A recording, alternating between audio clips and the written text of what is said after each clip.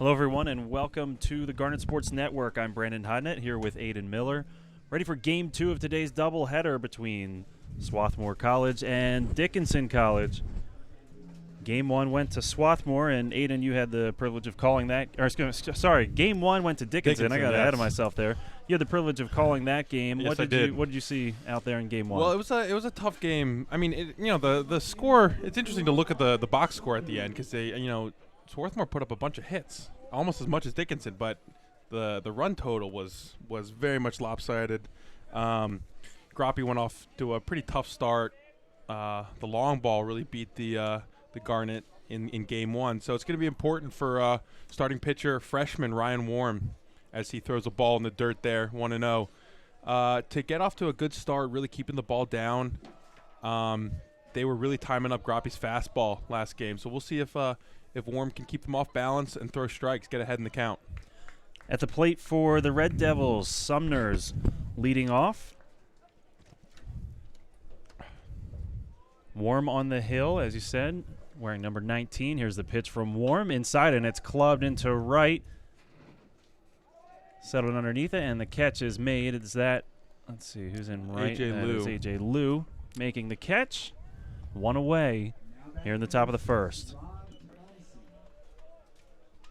Garnet seems to be making no defensive changes in Game 2, other than Jaron Schrock behind the dish, as opposed to Kenji Yoshi.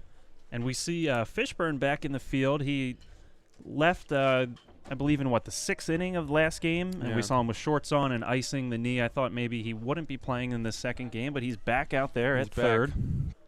He is back. He's an important piece of that offense as well defensively, too. Time called. So your infield, it's Fishburn at third, Gurion at short. That pitch catches the outside part of the plate for a strike. Palmer at second, Beaker at first. And behind the plate, Jaron Schrock, Warm on the mound. Warm steps off.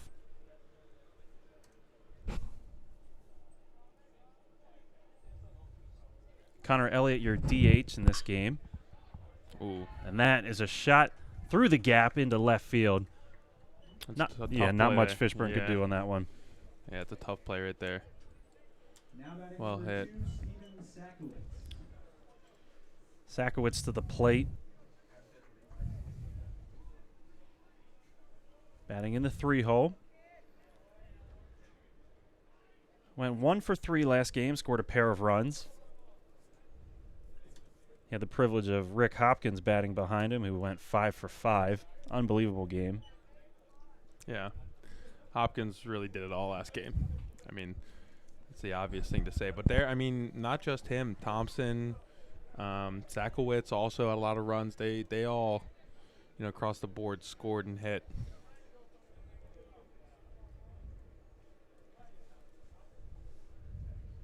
Throw over to first. Not in time.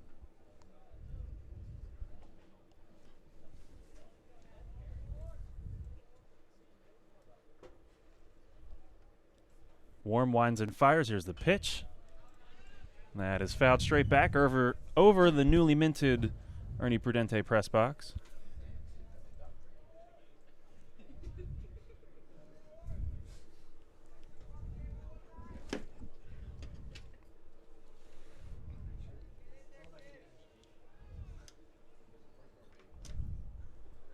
The 0-2 pitch. Here it comes outside.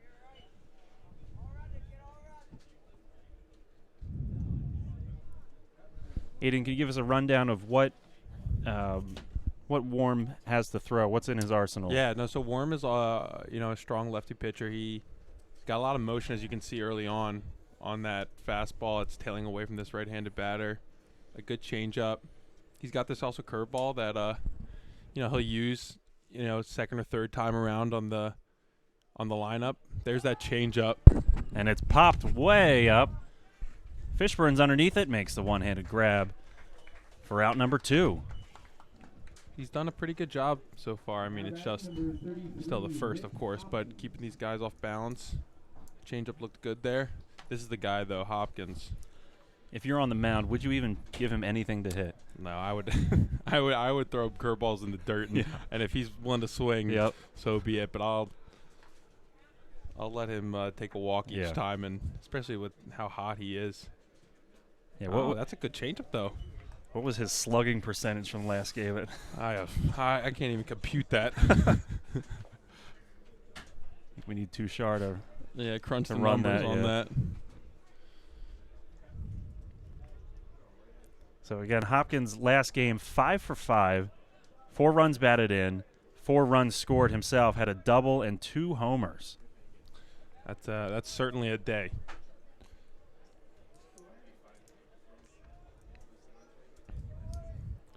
The thing about Warm is he's got a deeper arsenal in terms of number of pitches than I think a lot of the guys that we saw last game. Groppe predominantly a fastball slider type of pitcher, and Warm, runner goes, a tough pitch.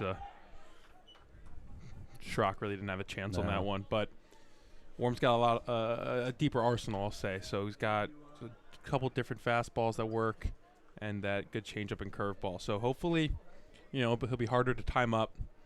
They won't be able to sit on any certain pitch that, Hopkins and others obviously punished the Garnet last game. Thompson on second after the stolen base. The pitch from Warm. That's a good Swing and a changeup. miss. Great changeup. That was nice. Just fading away. That's a good start. Good start for the Garnet. We go to the bottom of the first. 0-0 game.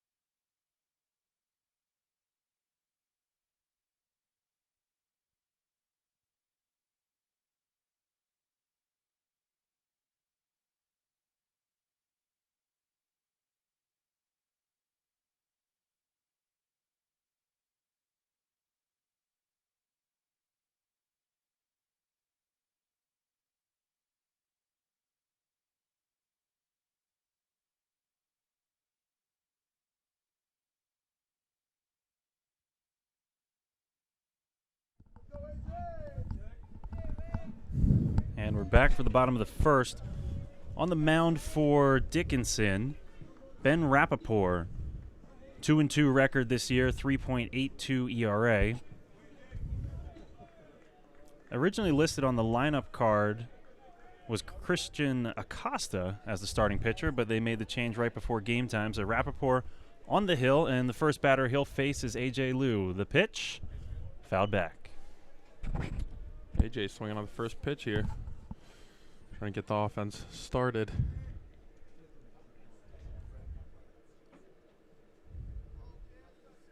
A.J. led off last game as well, went 0 for 4.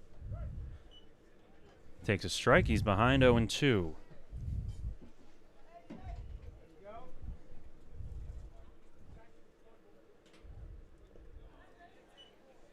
Watches that one in the dirt. 1 ball, 2 strikes.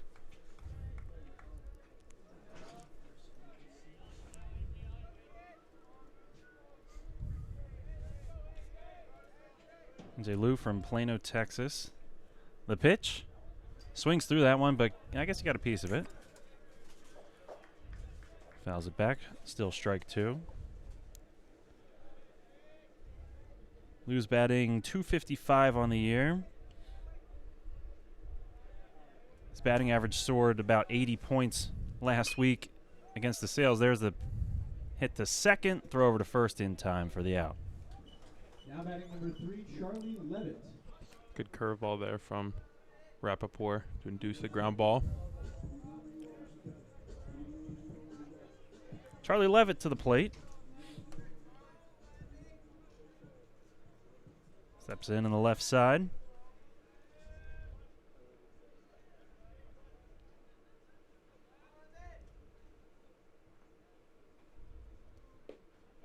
First pitch to Levitt, in for a strike.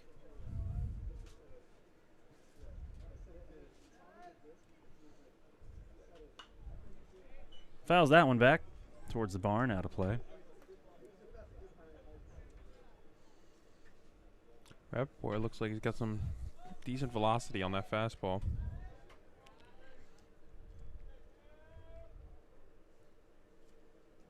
There's the 0-2. Hopkins sets up outside, the ball's in the dirt.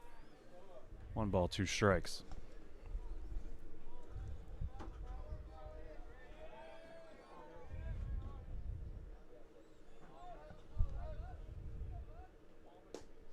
A little bit of a breaking ball there. He likes that curveball. He's done a lot with those 2 strikes. It's gotten a little bit chilly here at Clothier Field. Went from a pretty picture-perfect day. The wind came along. Yeah, sun's behind us now. Kind of obscured by clouds. After all the rain we got the last 2 days, I'm glad it's not raining today for these games. Yeah, for sure. Wes Fishburn at the plate.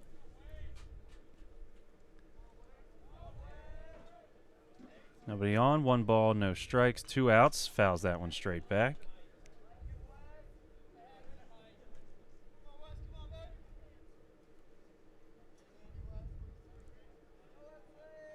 Fishburn 2 for 3 last game.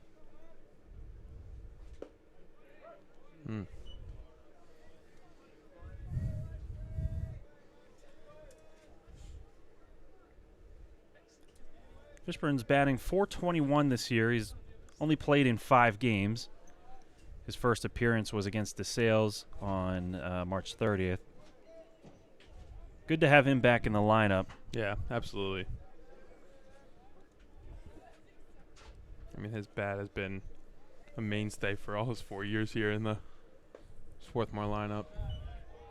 Yeah, had a season-ending injury. I believe it was. I know it was the last weekend. I can't remember if it was the last game of last year. Yeah. Yep. Just making a play in the infield, and but we're glad to have him back. Batted .336 last year, and watches that one for strike 3. I think he was waiting on that curveball to come back again that Rappaport has been favoring so much, but frozen on that outside fastball. So the Garnet go down on strikes there, and we head to the top of the second. 0-0 game.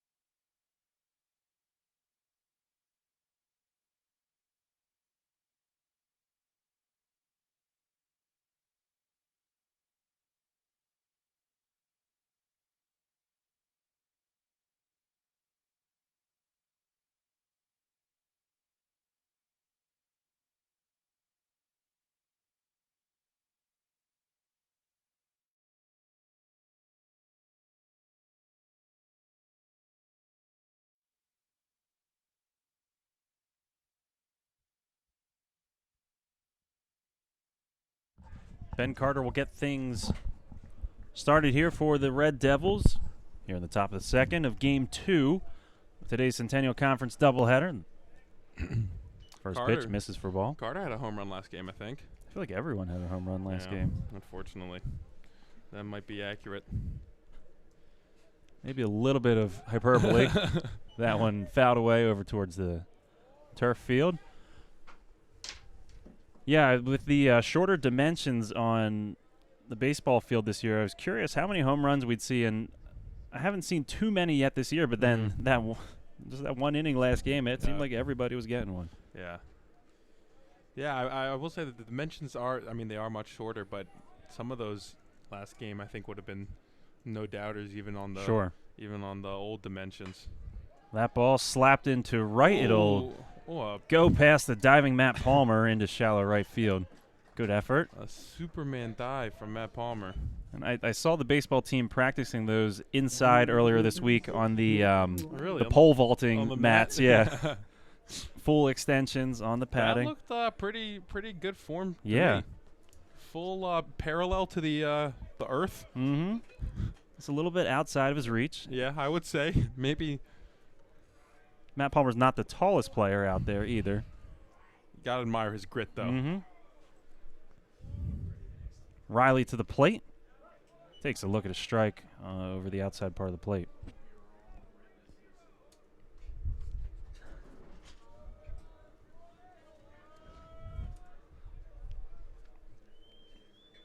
Short lead over at first. Warm looks over, makes the throw.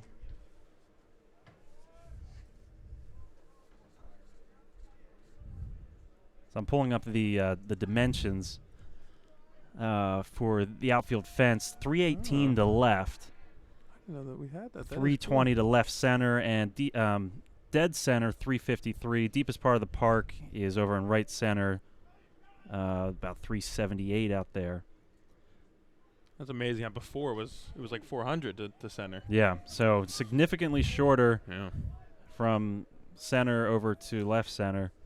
318 in left stays the same at the foul pole there. And actually to right field, it says it's only 300. I didn't know that came in at all. Wow. I don't know if that's correct, because I don't think that's changed over and right at all. Yeah, I don't think it's a bad change. I think, this field was probably one of the bigger fields in the Yeah. Centennial Conference. Good for outfield pitchers. depth. Yeah.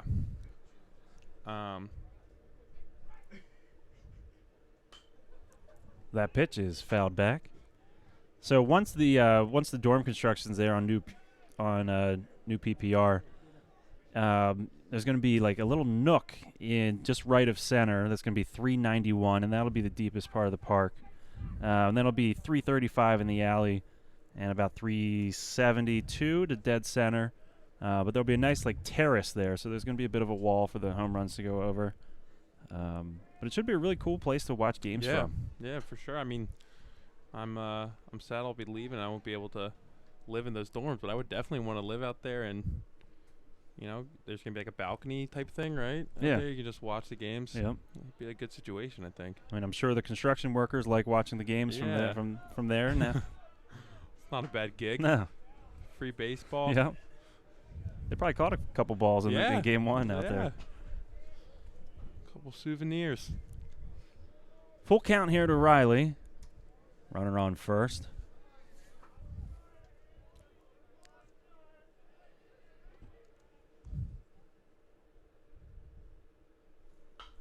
Gets under that one, pops it up. It's a high pop up. Gruyan has a read on it, makes the catch. One down. Now batting number 15, David Farnham. David Farnham to the plate.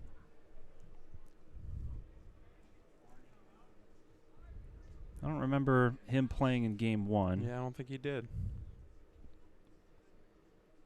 Actually, I don't see any stats for him from this year either. I've got nothing on Farnham. Sorry. I don't know if this is his first game or not. The mystery.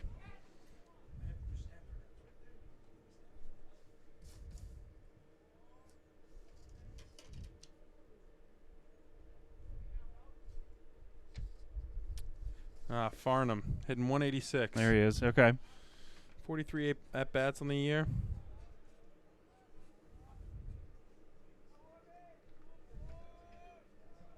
It's got a home run as well.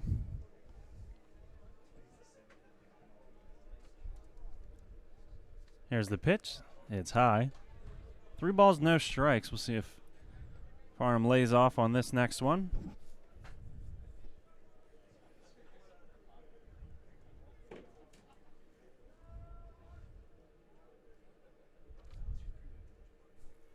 Here's the pitch over the plate for a strike.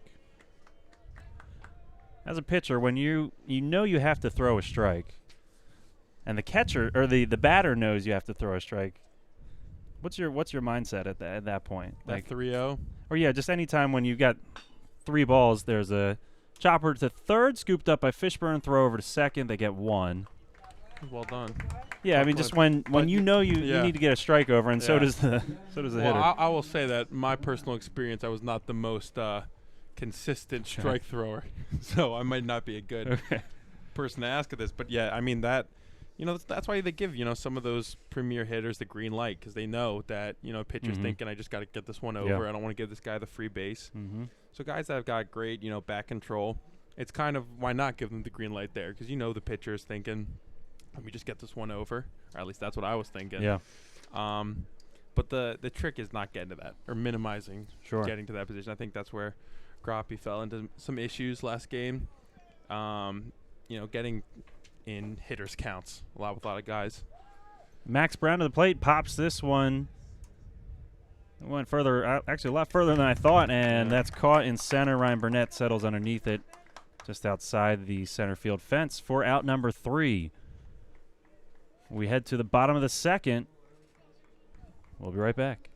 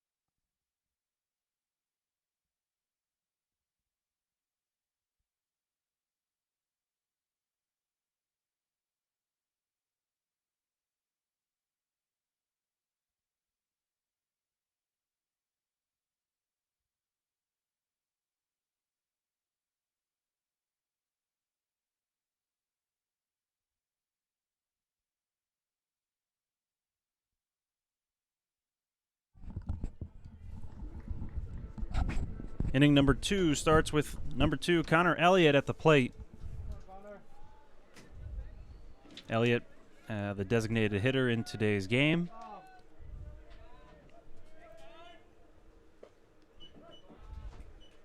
Takes a strike.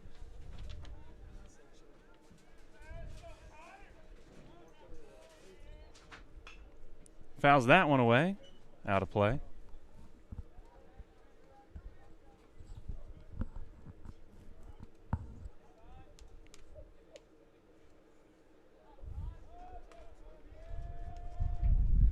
Elliott 0 for 3 in game 1. Swings through that one, and he's down on strikes. Up to bat number 23, Cole Fisher. Rappaport with that good high 0-2 fastball. It's hard to stay away from. Yeah, definitely hard to lay off that. Yeah. Cole Beaker to the plate.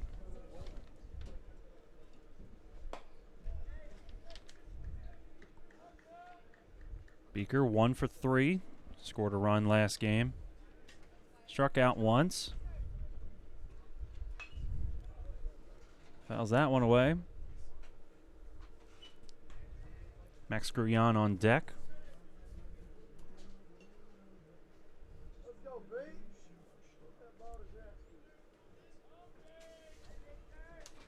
Rappaport throws in a little bit of a curve there, it looked like.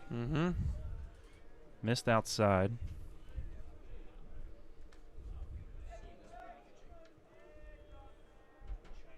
The pitch.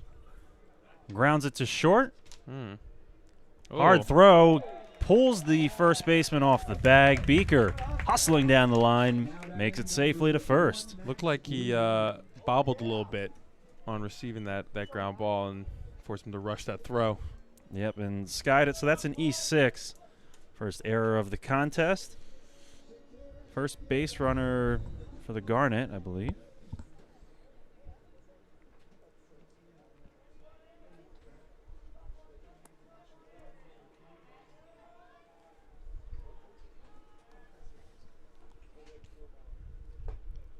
Gruyan takes strike one. Gruyan, one of several freshmen that have really contributed to the Garnet this year. Getting the starts at short.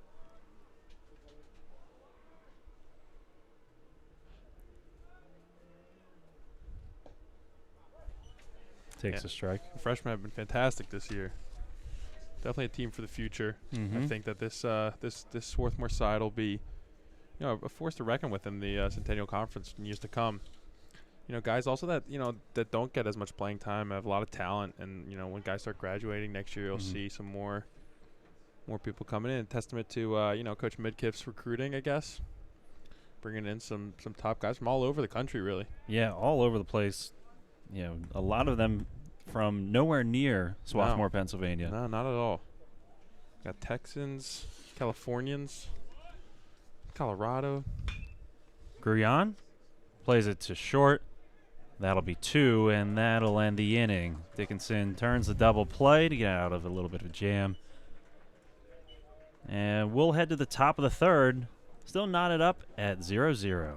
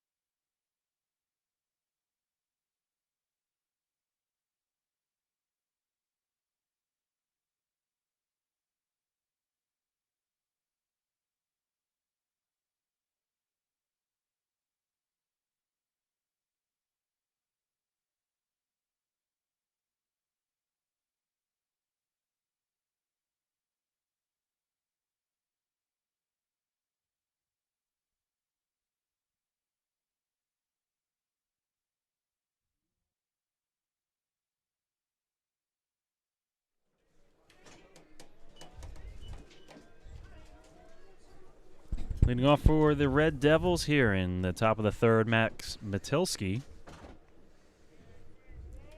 He's a freshman.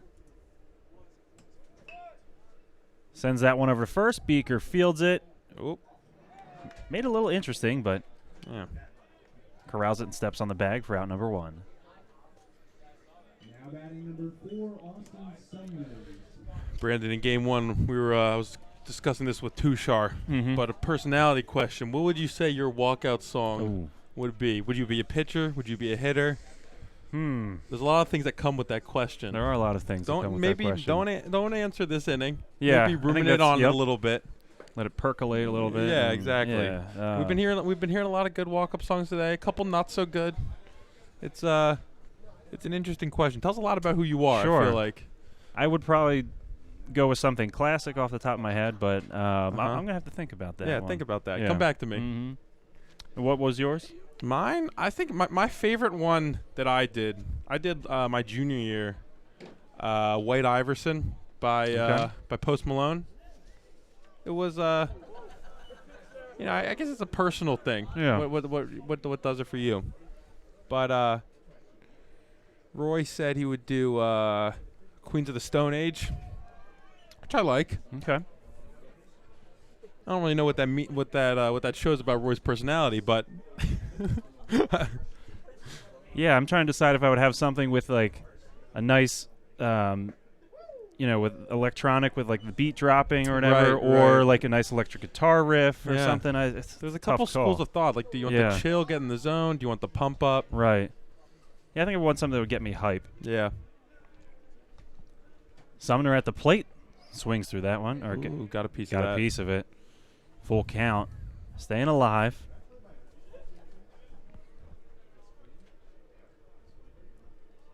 Now, when you were a freshman pitcher, did you get a comic song for you in your first couple appearances, or I'm trying to think. was that just batters that they do that too? No, I mean, honestly, Sumner pops that up. I think I think then the seniors. It was normally the seniors would do it to the freshmen. But, that senior class didn't do it that year. I don't know what it was, but then our next year, that's when they started doing it to the. So you got lucky. Freshmen. Yeah, I guess I missed. I came in an off year. Fortunately. This is Thompson to the plate. Takes a look at ball one. I think my favorite last year, I believe, was Charlie Levitt had "Let It Go" from Frozen as his walk-up song for a good part of the year. And yeah, there were some great ones. Yeah, it's always funny because they don't know what's coming. Yeah, so they go out there, have their first, collegiate start or whatever, their first at bat, and then they have this curveball, if you will, thrown to them. Hopefully that doesn't mess them up mentally as they step into the box. It's interesting to see how Warm is, going to change up his plan of attack with, these batters going through their second time around.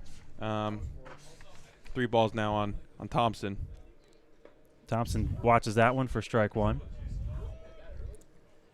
We'll see if he mixes in some more of those off-speed offerings. Keep them off of that fastball. A good play from Fishburn. Yeah, and very awkward-looking play, but effective in stopping it. Kept it from getting into the outfield, but that was hit pretty deep, and he wasn't going to make that throw. Yeah, tough play.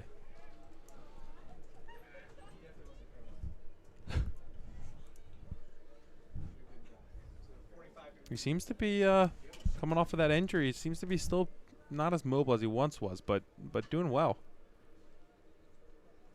Showing no signs of. Sakowicz at the plate. He's going to send this one down the right field line. It's foul.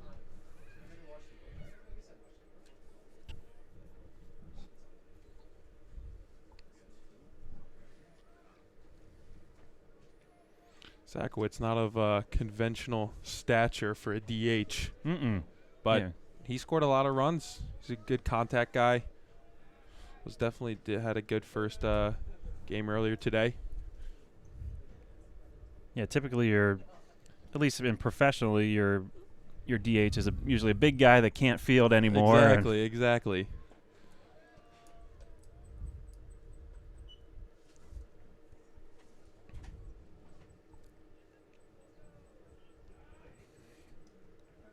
Sakowicz came into today's game batting .333 from the plate.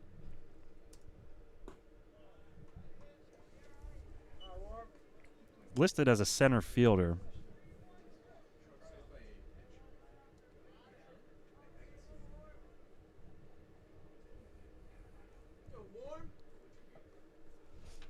Two balls. It's a great changeup. 2 strikes there, I believe. Yep. That's a great changeup from Warm. 2's all the way across the scoreboard, the top of the scoreboard there. See if Warm can get out of the inning. What pitch do you think he's going to give here? I don't know. I'd blow it past him with the fastball? I'd like to come back with that. Oh, he got him. It's a good move. And we have a pick pickle. off here. Gruyan chases him in. Oh, boy. Beaker now in pursuit. The throw over to Palmer. There's the tag. Well done. Tushar, good luck scoring that one. There were a lot of assists there, and the Garnet get out of the inning with the pickoff. Good job by Warm there, using his head to turn towards home, making it look like he's going to the plate, but then sending it back over to Beaker at first. That's a nice move. 0-0 game. We go to the bottom of the third.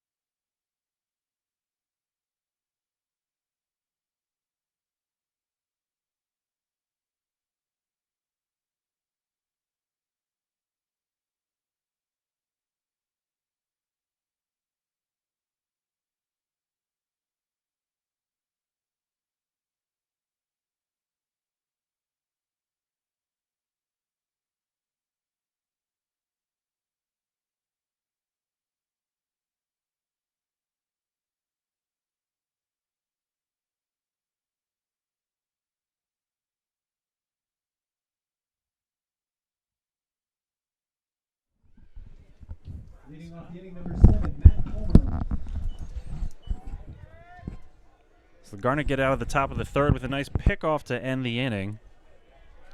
Matt Palmer will lead things off here in the bottom of the third.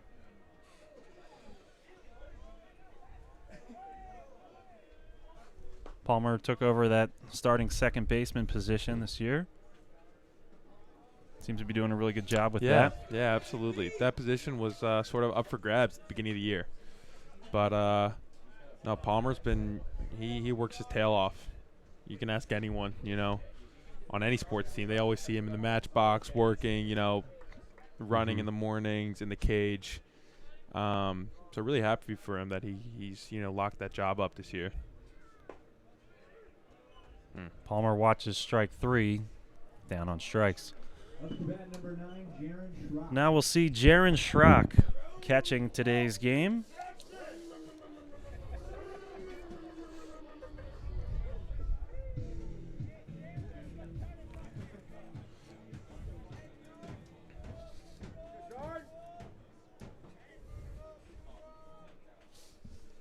First pitch to Schrock in the dirt.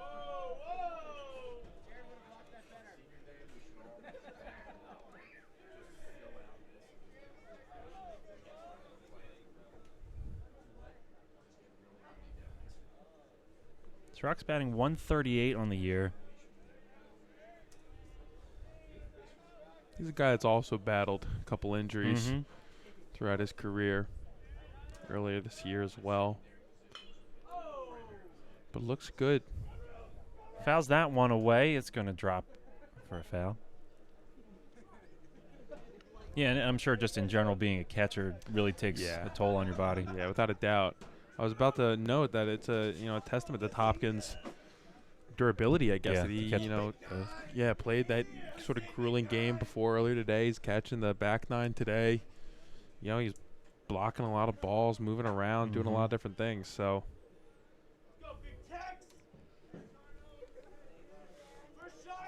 you got to keep him in the lineup, though. That's for sure. Yeah, you can't take that bat out of the lineup.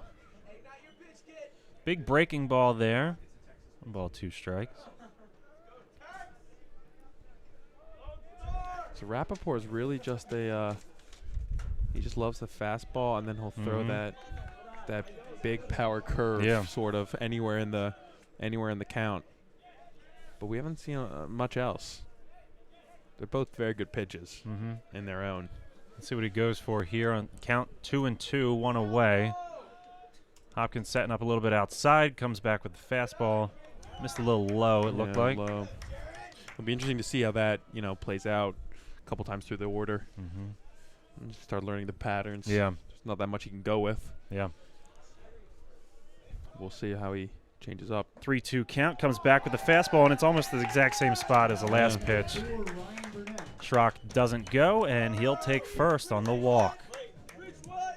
Jaron's got a great eye. I mean, as a catcher, who's got a better eye than a catcher who's back there? But Jaron's got one of the better eyes on the team, and he knows. He picks up the spins really quickly. So if he's not swinging at it, there's a good chance it's not a strike. Bernie's another guy. Burnett. He walks a lot. Great eye. Good guys to have, sort of at that bottom of the lineup to turn around. Burnett fouls that one back. Yeah, it's interesting. The strategy managers have to take putting their lineup together. I mean, traditionally you put your best hitters at the top of their lineup, and then just they progressively get weaker. But at the same time, you do want someone towards the bottom that can turn that turn that lineup back over. Yeah, keep things going. And it's a new role that Burnett has had to.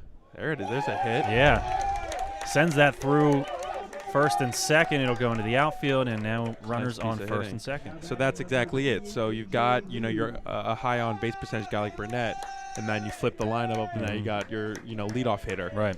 AJ Lou. So it's something that Burnett has definitely had to adjust to, I think, this year. But he's been, maybe off to a slower start than normal, but has really sort of come into his own, I guess, in that new position.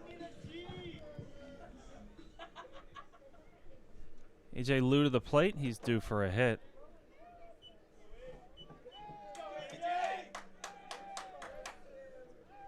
And I would imagine Schrock is not going to steal third. I'd say that is a safe bet. Oh, but there's a throwback to first. They're going to keep Burnett honest over there. Interesting decision.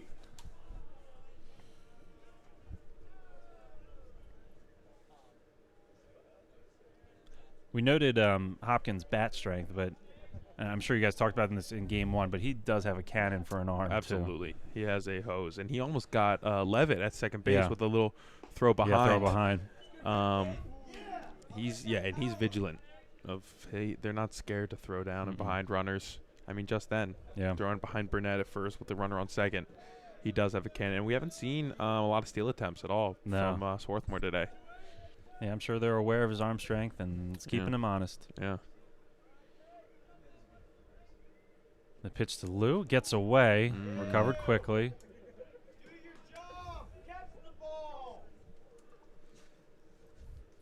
I'd say the demographics of the attendees have shifted a little bit since earlier today. Yeah, a little bit of a younger crowd for game two. Yeah.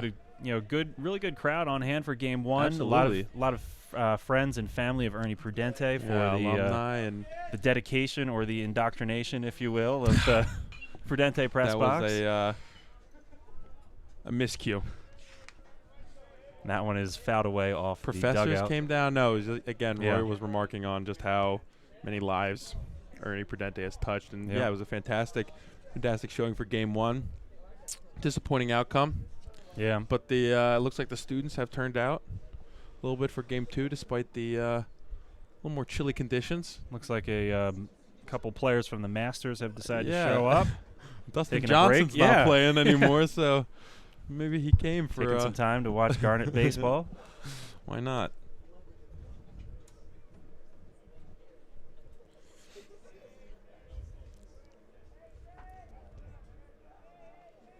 Two to AJ Liu.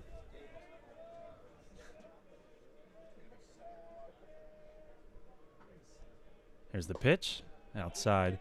Going back to Dustin Johnson. That's such a weird it's a weird situation. Yeah. It's always weird when athletes get hurt off the field. Yeah.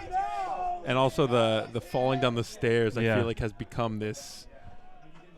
It's like the stereotypical excuse. Yeah. You know, like I fell down the stairs or whatever. I can't come into work. Yeah. I don't know. We'll see. I mean, Dustin Johnson definitely does have a history, I guess, of being a party goer, I would say.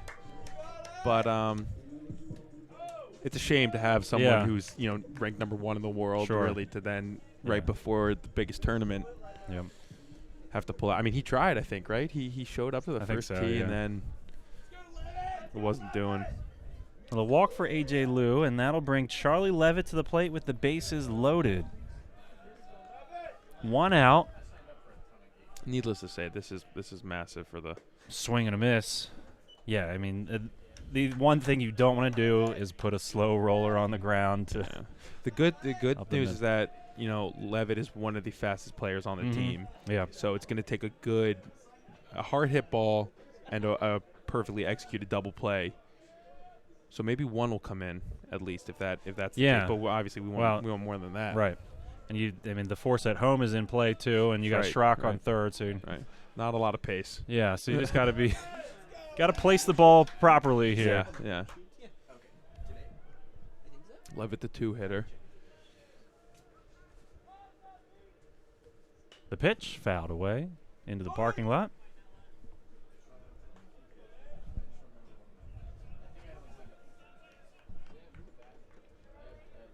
Two strikes to Levitt.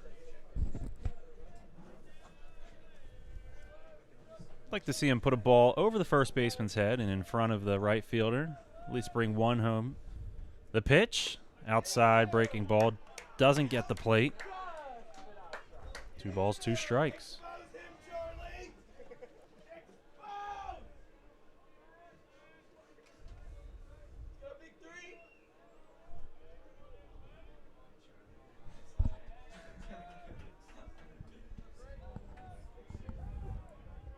Time called.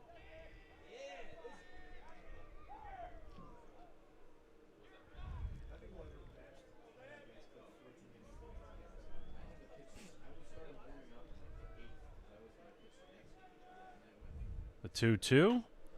There it is. Who Just what I called it? wanted. Who called it? That brings in Schrock. And, hey, we'll get a bonus run here as Ryan Burnett crosses the plate. When that ball came in a lot quicker than I think they thought, as that was a little closer play at the plate. But 2 runs are in. Did he run through a stop sign there? I didn't see. I was looking down at the throw. But if he did, that's the second run that Garnet have scored this week, running through a stop at third. And now you got the guy that you want up at the dish. Wes Fishburn. Wes Fish.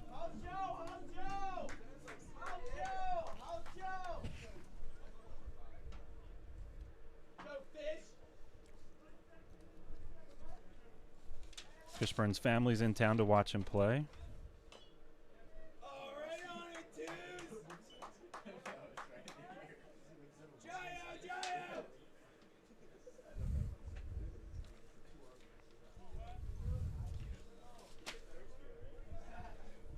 Runners on first and second, 1 away.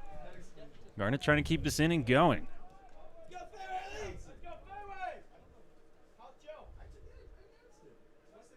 Here's the pitch. Low. And we have the double steal is on. Lou swipes third. That's a great jump. Levitt swipes second. That's a great jump from A.J. Lou. Now that opens up first base for Fishburn. A strong throw from Hopkins, but a little errant. Yeah. Not where you want it to be to apply that tag, but a great jump from A.J. Lou. Infield in here on Fishburn. You think they'll pitch around him at all a little bit with first open, or are they? Yeah, they're going to go after him. Yeah, I mean that pitch was not very close. So Yeah. I mean they might have been trying to pitch around him, but free swinging Wesley. It's not one to get cheated. Uh-huh.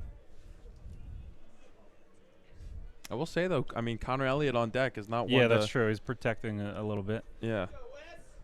He's got some pop. Oh, and Ooh. that breaking ball High. didn't break as much. High curveball. Yeah, that kind of stayed up there. That one definitely stayed up. West is in a good spot here, though, in maybe a fastball count.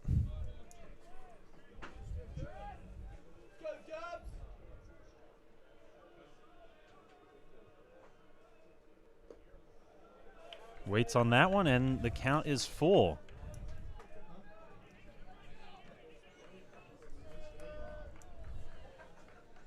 Full count. Connor Elliott on deck. Runners on second and third. 1 away here.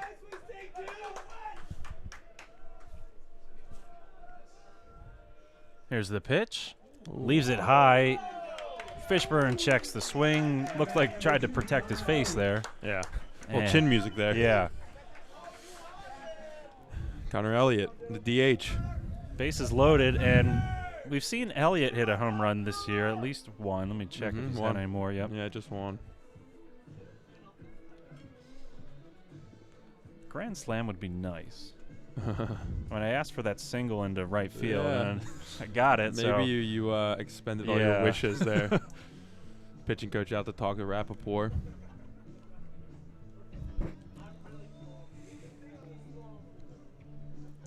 Coach Midkiff talking with Elliott, giving him some instruction here. I'm assuming he's telling him to be patient unless there's, just something that you can't pass up.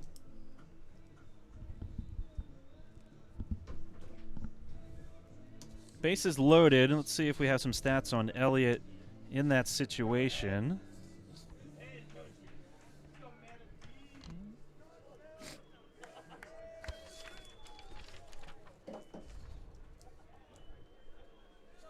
Well, at least have with runners on. Oh, no, excuse me. These are pitching stats in front of me. Let me get the hitting stats. The pitch to Elliott. A little nubber to second. Too soft for a double play, Yep. though. Brings home the run. Time called. Catcher's interference, Ooh. I believe is the call. Wow. So Hopkins. Now batting So no out on the play there as Elliott gets first on the interference. And the run comes in. Run comes in. I don't believe he gets the RBI in that situation. I don't believe it's an RBI, yeah. But the run comes home, and it's a 3-0 Garnet lead. Cole Beaker to the plate. Beaker 1 for 1 with the bases loaded. Rappaport having a little bit of a hard time here, and it's not being helped with Hopkins with that catch interference, but sort of losing that fastball command. Now, was Hopkins' glove on? Did it hit Connor's bat? I didn't Yeah. see. Okay. Yeah. Oh boy. That Chopper to there's the double play ball. The turn, the throw. Oh, it comes off the bag and run comes in. Not a good turn from the second baseman there. And I don't know if Elliott slid in to kind of break that up. Yeah.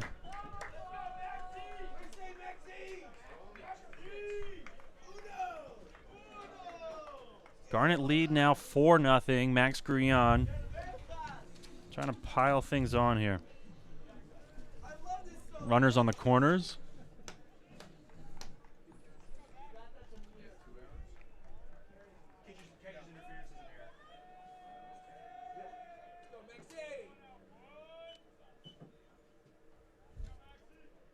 First pitch to Grullon as a strike.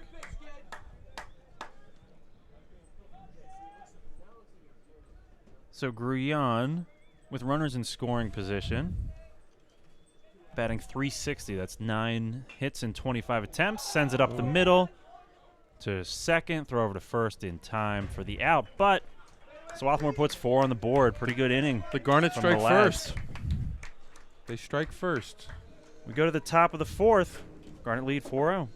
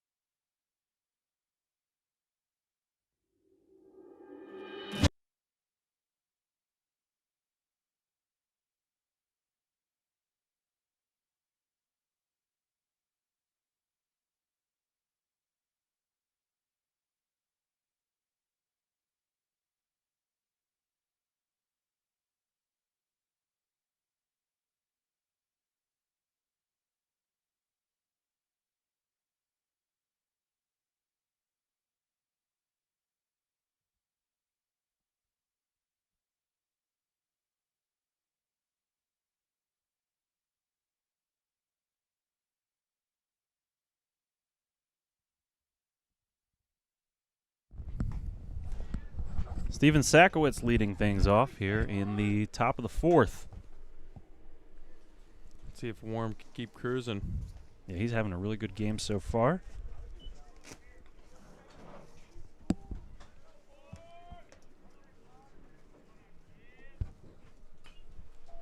Fouls that one back. His fastball's got a lot of movement on it. Really good tail.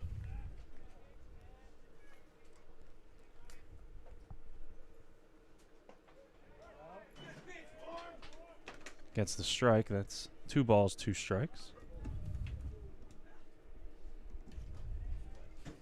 So he uses that good changeup that fades away from the righties.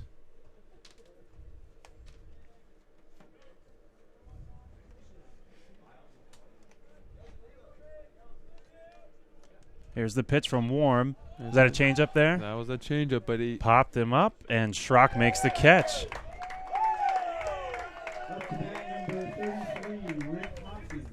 Good change of speed there.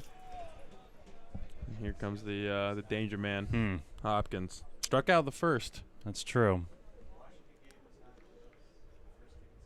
Still, I would pitch him way over there. Yeah. Other batter's box. Yep.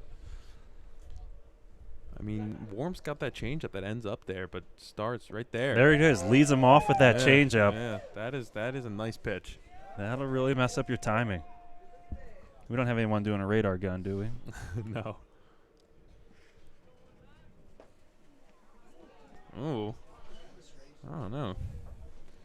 Some of these calls from the umpire seem a little tight. Comes back in with the fastball. Ran it in on the hands. Beaker underneath it makes the catch just in foul territory. So they've gotten Just like that. through Hopkins twice. 0 for 2 on game 2 after going 5 for 5 in game 1. Maybe he wasted it all in game 1.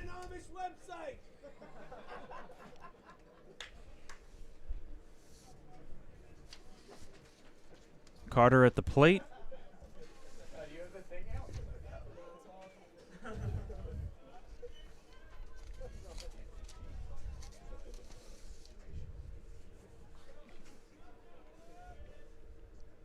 The 1-0 pitch.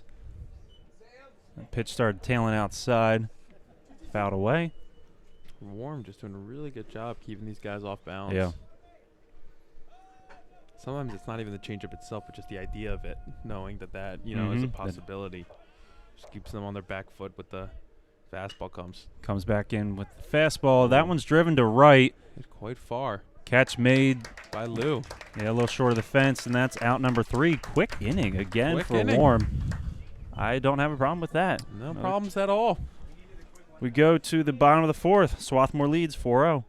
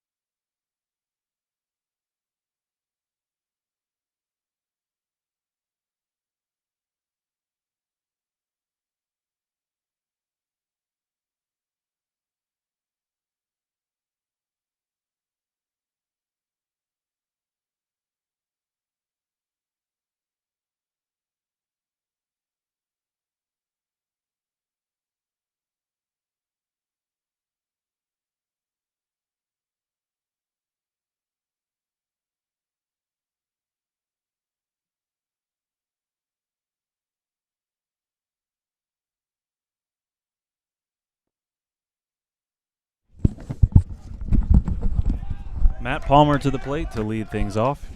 0 for 1 in game number 2. Swarthmore leads 4-0 here.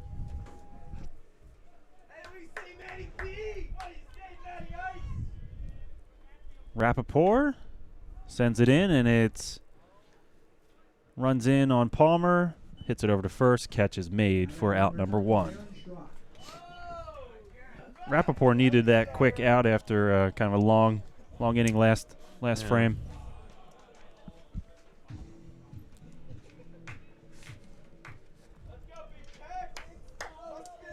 Schrock to the plate. We'll see if Rappaport can settle back into a rhythm here. As he bounces that one. Somebody call the zoo. This guy's getting wild.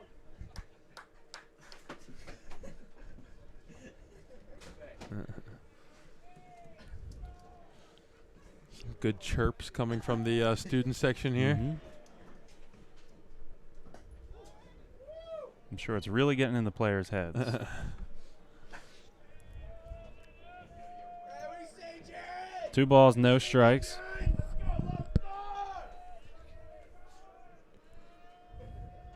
Here's the pitch to Schrock over the plate.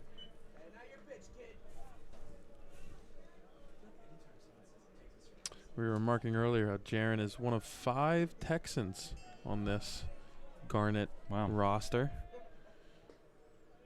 Oh, that one looked low, but That is called a strike. 2 balls, 2 strikes. 5 Texans, that's a lot. Yeah, they're well represented. Sent that one way foul. Good job wasting that.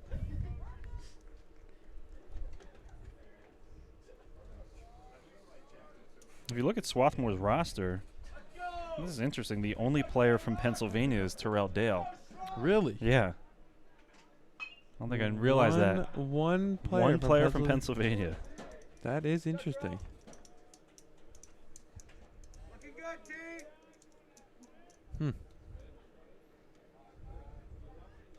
Doesn't look like anyone from New Jersey. Find odd, too. That's really interesting because Schrock gets on that one. Sends it deep. Left center. Off the fence. Comes back in. Very top of the fence. Off the very top of the fence. Well, Jaron is Texas strong. That he is. Runner on second now for Ryan Burnett.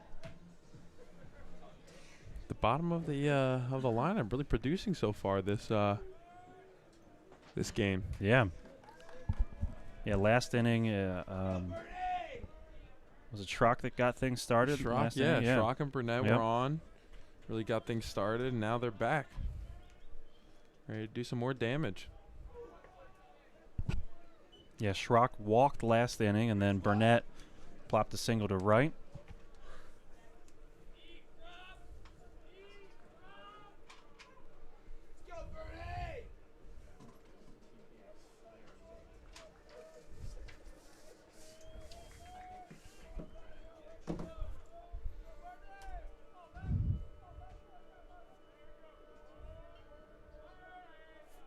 The 1-0 inside. Oh, over for a strike.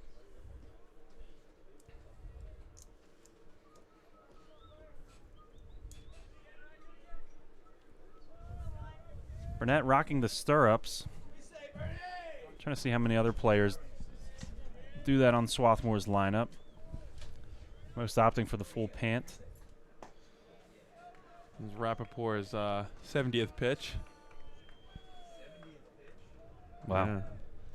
Burning through a lot of pitches here early. And we have signal down to the bullpen. Just one too many. Yeah.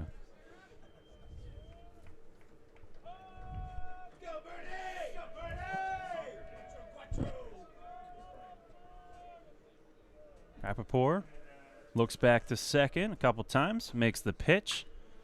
Burnett Might find a hole. slaps it over to short. Oh, they throw over to third and get the lead runner. He's out despite Schrock's head first slide.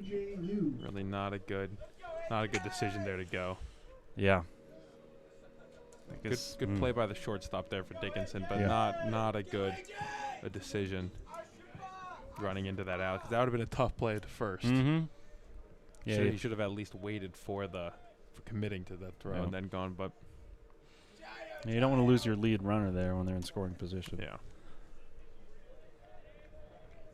Aiden, I was commenting on Ryan wearing the stirrups. Mm-hmm. You see several players with only a handful of players with the stirrups, and then most with the long pants. Were you the full pants, or what was your It's interesting. I was style? Burnett's always been a stirrups guy, and when I was in high school, Classic look. Yeah, when I was in high school, I was a long pants guy pretty exclusively. But then when I came to Swarthmore, I was a stirrups guy. Yeah, pretty much exclusively. Wow. We it's fun. Like every year, we design new ones. I like the ones this year. They're the black into the maroon, the garnet colored.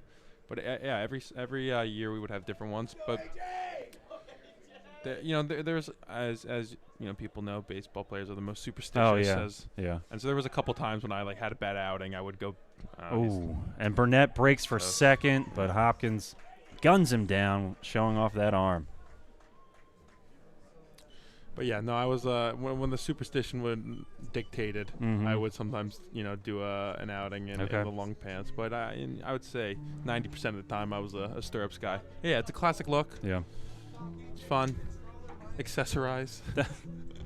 Definitely. All right, Swarthmore Fails to score that inning, but they lead 4-0. We go to the top of the 5th. We'll be right back.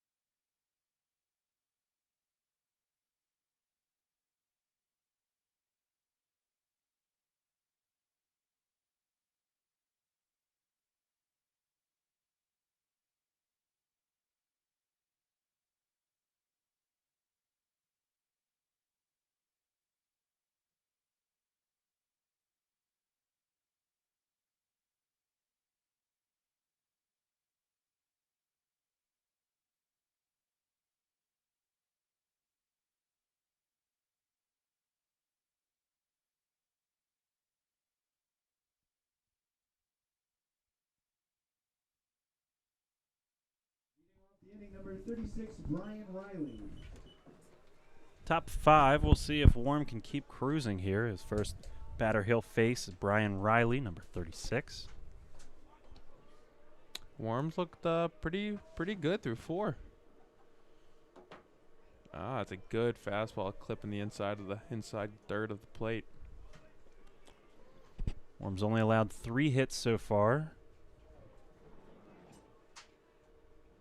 No walks, 1 strikeout. 8 of his outs have been by flyouts, only 2 groundouts. Interesting. Might be a little bit more of a testament to the Red Devils' offensive approach. Mhm. We know they were Trying to hit 'em deep. won by the long ball Mhm. last game, so that they might have that mentality with their swing. We know Coach Midkiff sort of preaches the opposite. The hit the ball hard on the ground, Make the fielders. make them make them earn play. it. There are pros and cons of with anything, but Mhm. with those two philosophies. But it's interesting to see that stat about how their outs have been mainly flyouts. Worm's just over 60 pitches now. And another. Yeah, kind of jammed him inside, popped it straight up. It's a high fly. Gruyon backs up into the outfield, settles underneath it, makes the catch. Now batting number 1 away. 15, David Farnham.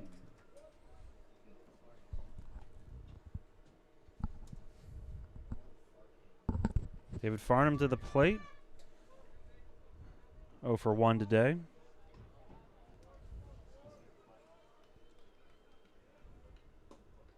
Watches that one low for a ball.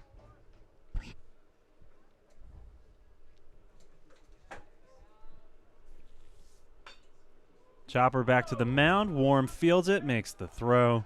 Good play. Up to bat number 3, It's Max never easy Brown. for a pitcher to, field a ball like coming off the mound. The hardest part But- is throwing it. Yeah. The hardest part is throwing it because you're going 100% really Mm-hmm. so many times. Then you have to Yeah. sort of dial it change your back a little exactly bit, yeah. There's a number of MLB pitchers that, for the life of them, just can't throw to first base. John Lester, the big one as of late. Yeah. It's hilarious. I mean, you would watch in the World Series last year how Mhm. on first base they would just take 10-foot leads. Just Yeah. they wouldn't even hold him on because he would never throw over. Mhm.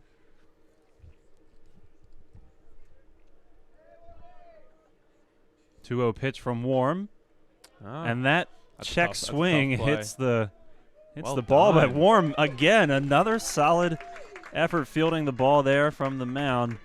Wow. Records the out, and the Garnet get out of the inning again quickly. Look now, we're in the fifth. This is beautiful. We're in the Bottom we're in the bottom fifth. 5. Look at that. Moving a lot quicker than last game. Moving along. No wood in here to knock on, but we hope that this pace continues and that Warm continues to pitch as well as he's doing and Yeah. field the ball as well as he's doing. Yep. We go to the bottom of the 5th. 4-0 Swarthmore lead.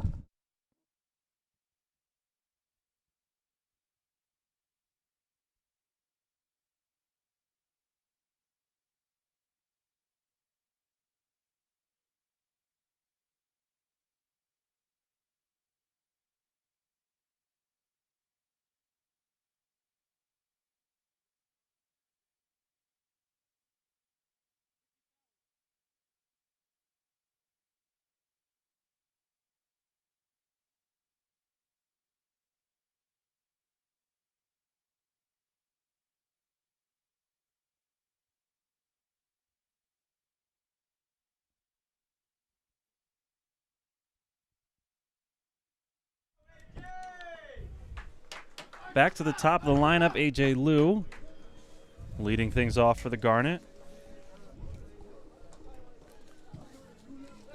So you never answered me my Oh, I'm still thinking. Still thinking. I do have an iPhone charger for you. Though, do you? Look at this service here. I gotta say, I'm enjoying commentating with you, Brandon, far more than my last. Ouch. That is harsh. Only kidding, Roy. Only kidding. I jest. The 1-0 pitch. But you Misses never for a ball. answered me on your walkout song selection. Is it I tough? haven't had time to think. Yeah, it is a tough one. I know. It honestly, you know it's coming, and so the entire fall and winter, there's a lot of deliberation on what you're gonna. I need the off season to think about this. Yeah, it's you need a couple months. Yeah. To go back and forth here. And ball 4. 4-pitch walk. Yeah, that's nice. Now batting number 3, Charlie Levitt.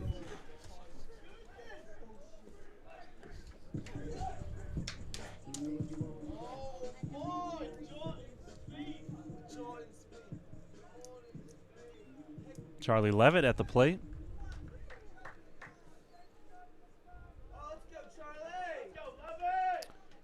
Are you going to predict Levitt's at bat again like you did last time? You know, there is a lot of space open and right, and he pulls the ball well. He so does. He does pull the ball well. Runners going.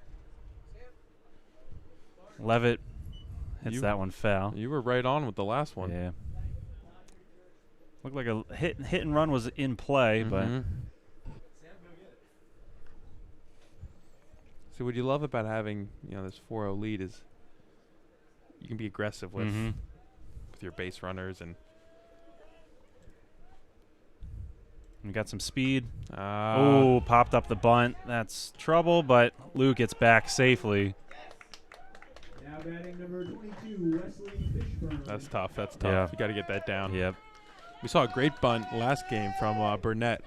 Just put a nice breaking ball, came in very gracefully, put it down the third baseline. Yeah. That. Yeah, that's tough. You got to get on top of that bunt. Yeah, you got to catch it. That'll bring Fishburn to the plate. 1 out. Lou still on first. Gets back.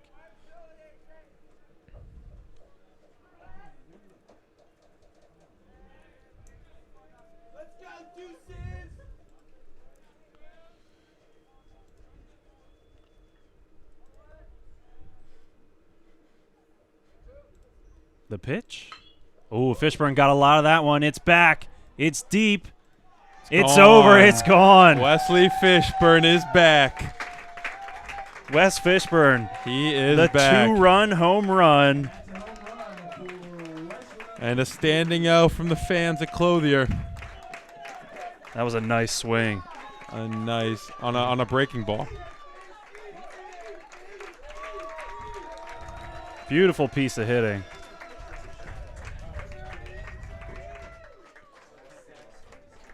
Good thing he brought his jersey today. Yeah. Unfortunate incident yesterday when Wes Fishburn did not have a jersey at the road game at Washington College.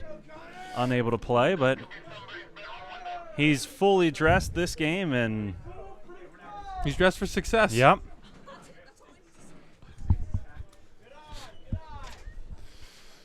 So we'll see how long Coach Craig Hansen rides Rappaport today. Yeah, we saw some action, or some stirring in the bullpen last inning, and I imagine someone would be ready to throw soon. The breaking ball runs inside. Elliott backs off the plate. Looks like somebody's. I guess that home run's probably going to stay out there, and yeah, I don't want see anyone going through the construction zone to get that one. Although I could see Mr. Fishburn going out and venturing to recover the souvenir. Yep. There's no sighting of him around here. Yeah. He could be out there.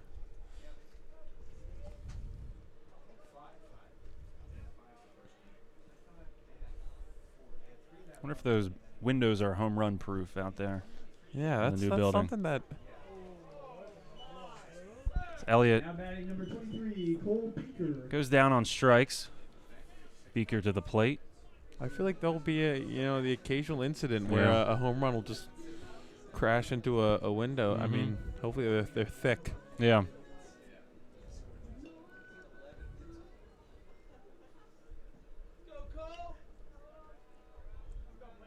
That balcony's gonna be fun though to watch games. Oh, yeah. It's really exciting stuff. Another single. Single up the middle, and Beaker's on board. 2-out hit. Offense is really coming alive in game 2. Rudion.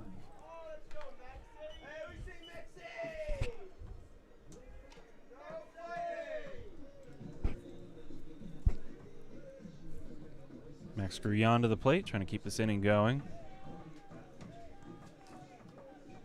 0 for 2 today, or in this game anyway.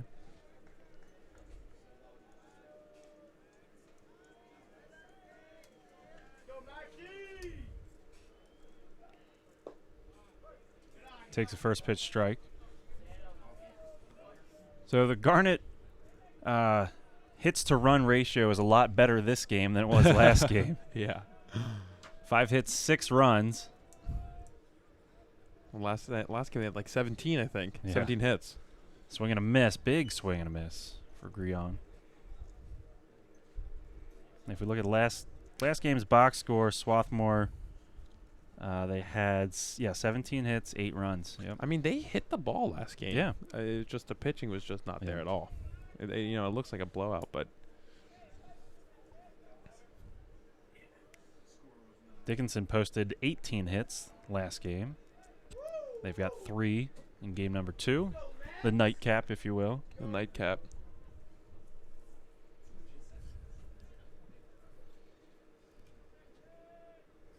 The 0-2. Big breaking ball, and Grullon fans for strike number 3. But the Garnet get 2 on the board on Wesley Fishburn's home run to left center. They lead 6-0. We go to the top of the 6th.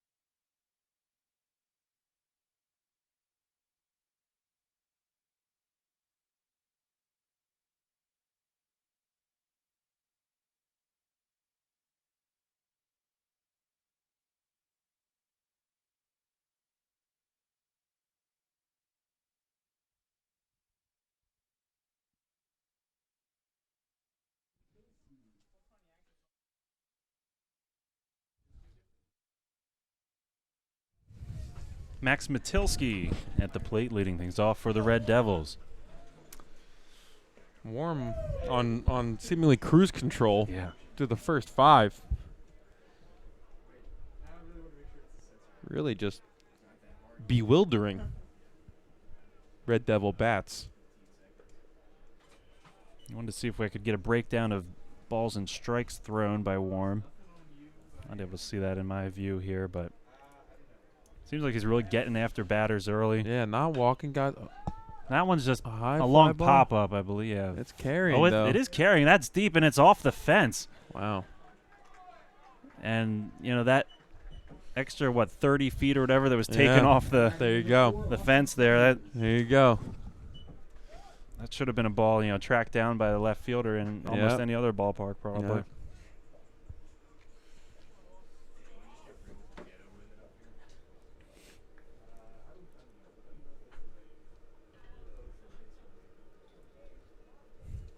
See Ricky Conti taking some practice swings over outside the Garnet dugout. I don't think he'll be making an appearance as a pinch hitter in today's game. But he's ready just in case. Yeah, just in case. Pitched in game 1.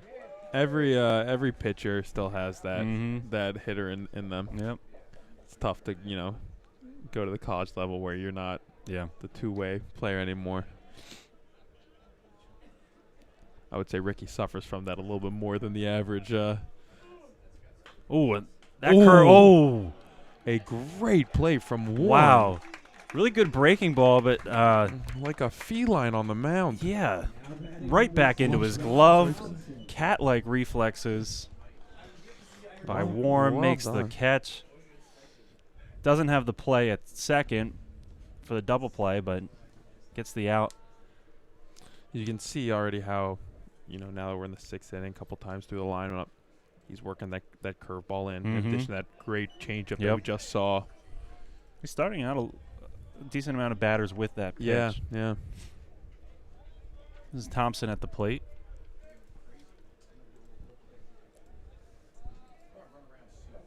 Matilski on second. Takes a lead. He's going. Breaking ball, and that's driven to center. That'll score 1. Matilski. Wow. Oh, a great throw by Burnett. Wow. Oh! And the catch isn't made at home. An absolutely unreal Wow. throw from Burnett. I had already called the run in, but then Burnett, laser of a throw into home. Schrock shaken up on the play, unable to hold on to the catch. An absolute laser from Burnett in center field. Jaron just turning a little too fast. Not catching it and getting banged up on the play. I couldn't believe there was a play at the plate with the guy going. Yeah. Maybe he stopped at third. Might have slowed down a little bit round in the corner.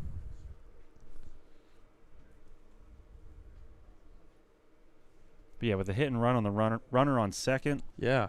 I thought it was for sure a run. I mean, it did score, but a lot closer than I thought. What an angle also, too, that we have in this press box from that throw. Just like straight on. Yeah.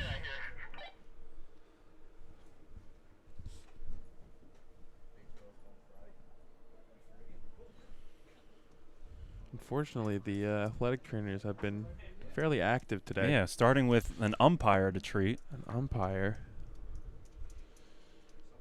Christy Orgera taking a look at Jaron Schrock.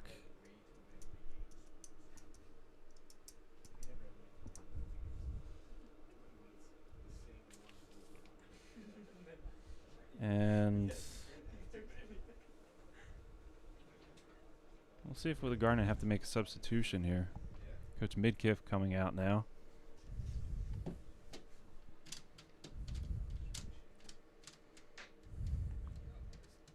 Well, while they're taking a look at Jaron, we're going to take a quick break. We'll be right back.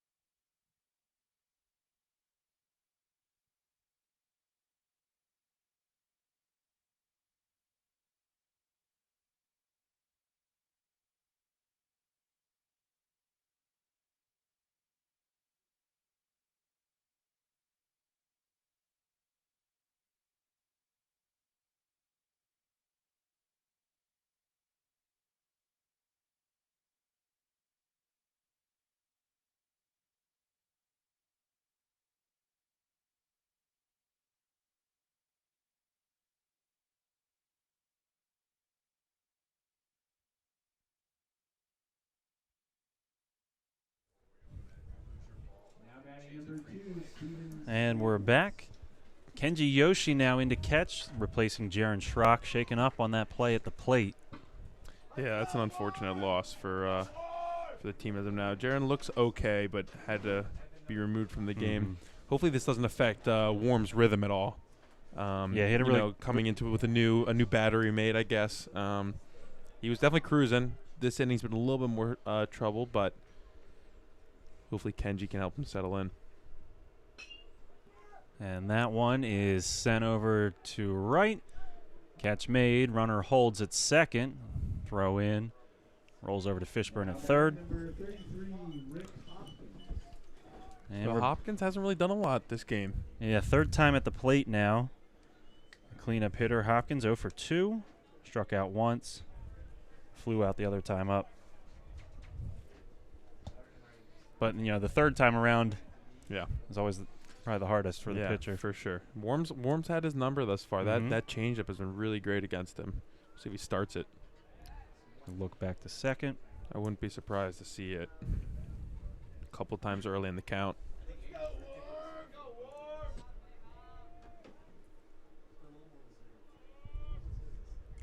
Warm.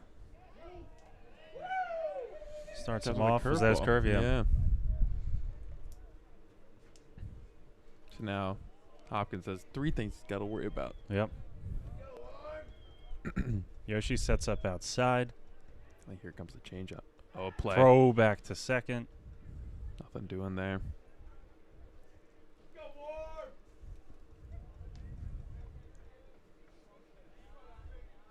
Tough for Yoshi also to think his day is done. Yeah. And then I have to just scramble. Put the gear back on. Good fastball there. Hopkins gets a piece of it, fouls it back. No balls, 2 strikes. Hopkins in the hole here. I'd like to see that changeup blowing away, really buried right here, but we'll see what Yoshi and Warm are thinking. Looks back the runner. Grion's not holding him on.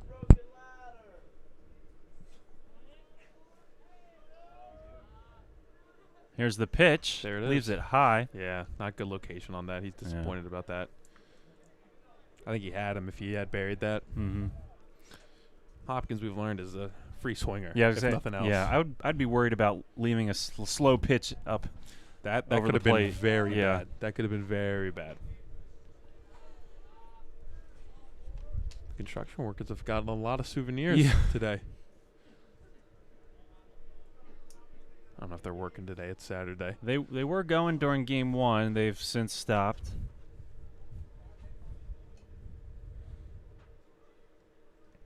The 0-2 pitch, change up, popped him up. That's that changeup. That was in a much better location. Palmer Got called defers to Gruyan, who makes the catch. And again, they've gotten Hopkins out. He's 0 for 3 today. Can't handle that changeup. Yeah.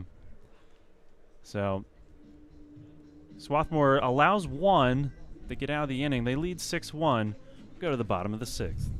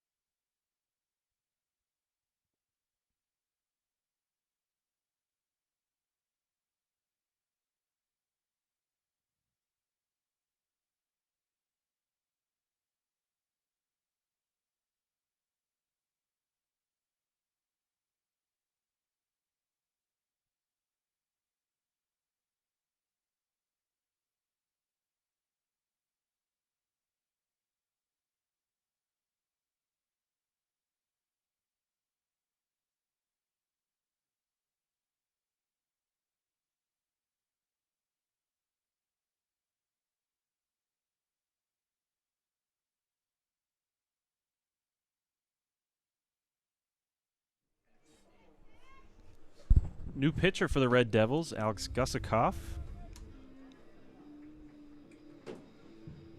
Just watching him in warm-ups, it looks like he's got that just like straight over the top delivery.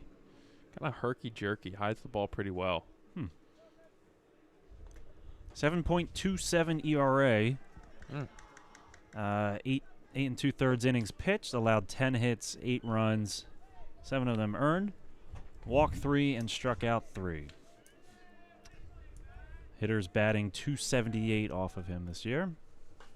Palmer, the first batter to face him, fouls that one away. Got some good velocity on that fastball. And it gets into you, gets up on you in a hurry a little bit because you see it so late.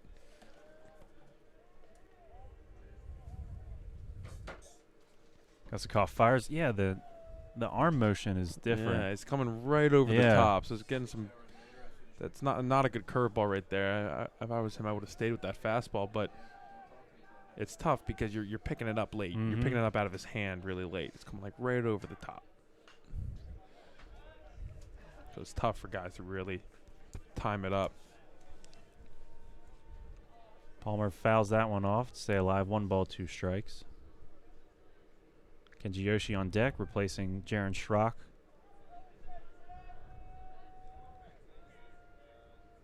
The 1-2. Off speed. Palmer times it right, but it's caught in right field. Thought that might drop in, but. Number 17, Kenji Yoshi.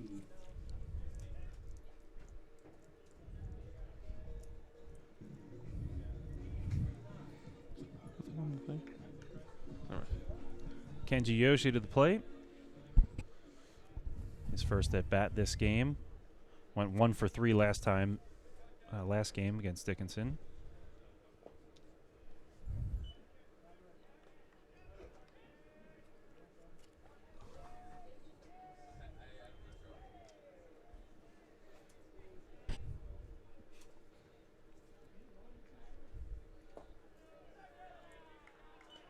That pitch low in the dirt. 2 balls, no strikes.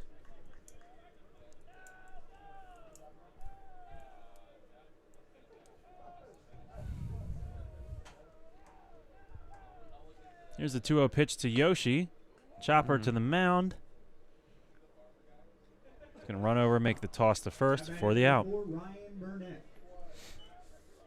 That'll bring Bernie to the plate with 2 down.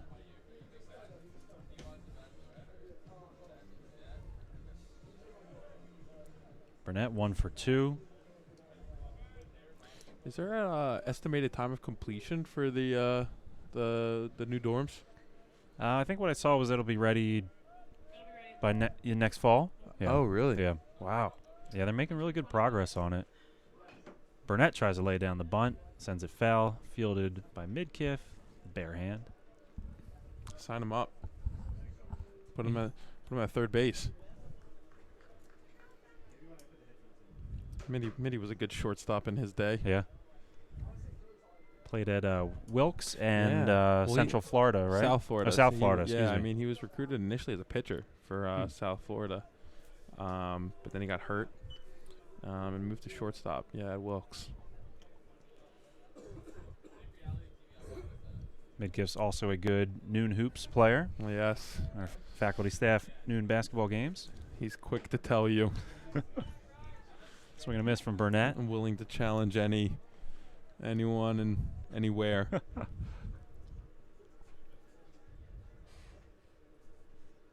1 ball, 2 strikes, 2 away to Burnett.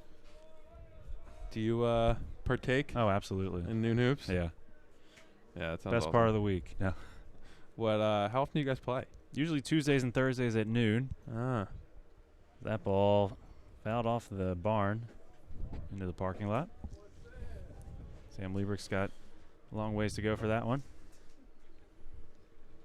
Really a thankless job, ball runner. Yeah. Well, you do get paid, so. True. That's your thanks. The pitch. Over the plate, strike 3 called. Gusikoff.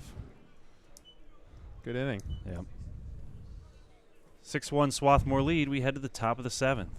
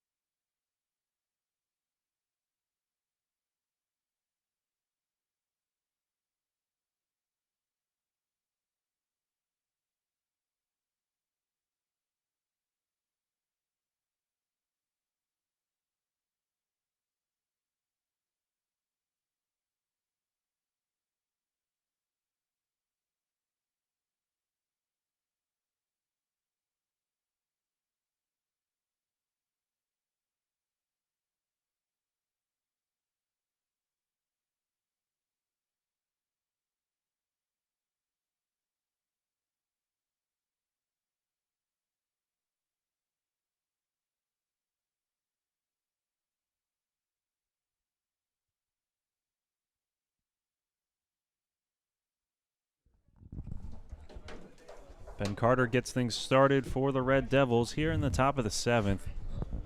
Dickinson trails 1-6 here. Warm still going strong. Steps off the mound, make sure everybody's ready on D. Yeah, Brandon, you were just asking me about whether we think Warren will go into the 8th, and I think there's a strong possibility, especially since Carter and Riley, I guess, are the last of like the big boppers on this Dickinson lineup. But then he's got the bottom of the back lineup half, after that, So that's a great changeup. That's what I was saying. He's got to throw that more often. But I think there's a good chance if he can get through these two guys that he could see it through. Don't want to speak too soon, but I think the key is throwing that changeup much more often, especially to these righties, or it's just going to tail away. That pitch fouled away. Saw somebody moving through the Garnet bullpen. Somebody's getting loose, but I don't know who our closer would be in this situation. Probably Griffin. Camera. It's a great pitch right there. And strike 3. Carter's down on strikes. That'll bring Riley to the plate.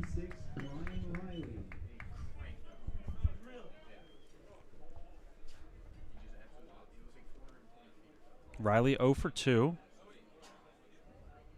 Flew out twice.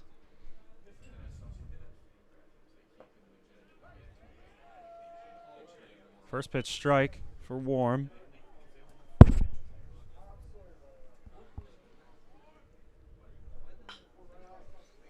Dribbler to third. Goes foul.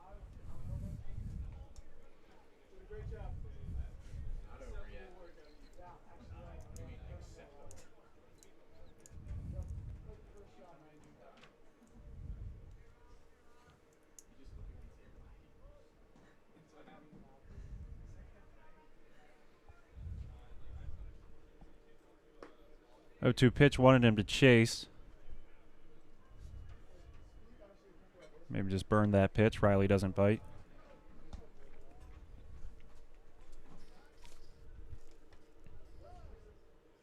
Time called.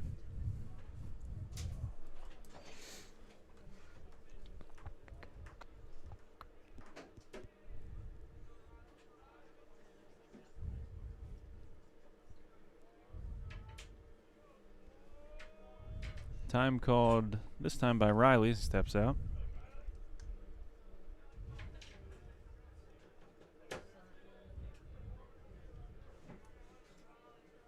The 1-2 pitch in the dirt.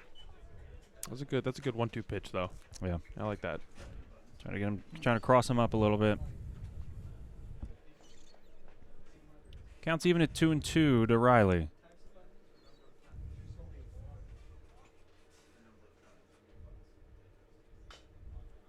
Fouls it off. Over to Swarthmore dugout. Good pitch as well. Fastball, just a lot of late movement. Tailing away.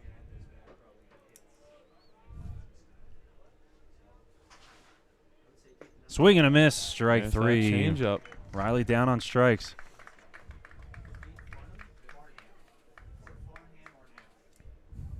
Now batting number 15, David Farnham.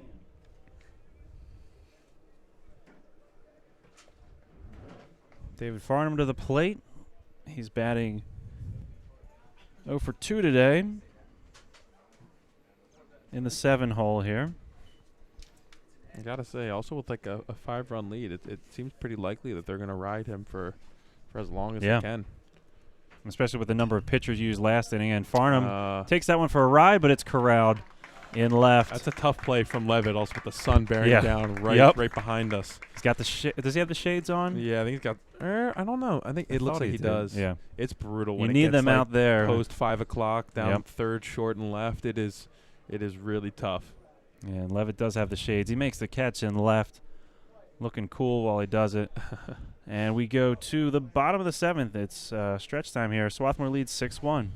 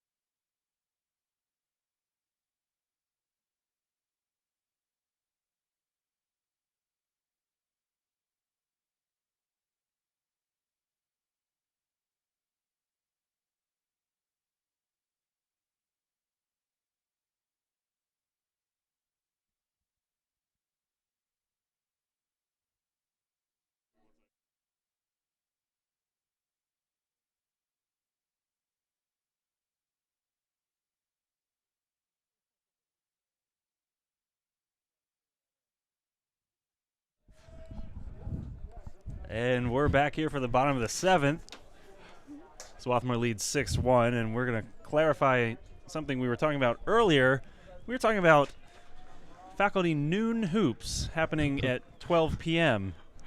Otherwise known as noon. Noon. Just in case there was any confusion. Basketball at 12 p.m. Yes. Nothing more, nothing less. Anyway, back to the action here.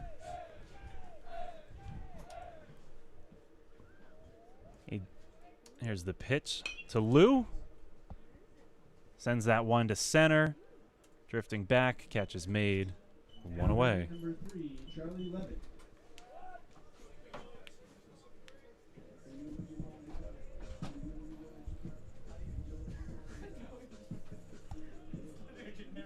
Charlie Levitt at the plate.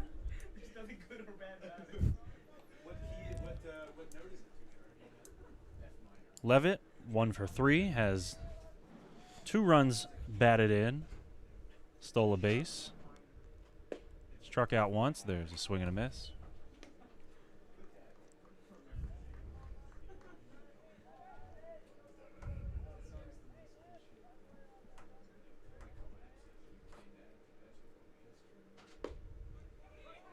That one's over. 2 strikes.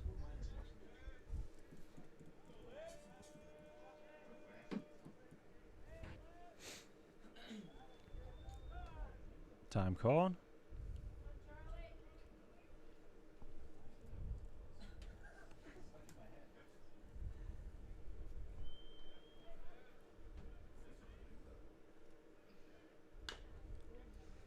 That one's fouled away. Terrell Dale makes the play. A good play by an outfielder, Terrell Yeah. Dale. With no glove. Looking right at home there in the infield.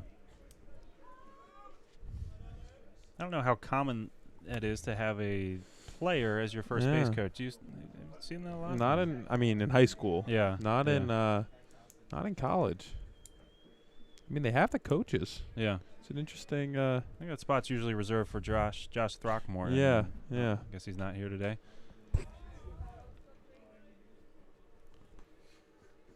We have seen a number of players take that first base coaching role this year for the Garnet. I'd really like to see Griffin Kammerer in relief today. Is that him warming up there? Yeah. Doing small circles. There's the nice base knock. Single up the middle for Charlie Levitt. Up to bat number 82, Wesley His second hit of the day. Fishburn. He's 2 for 4.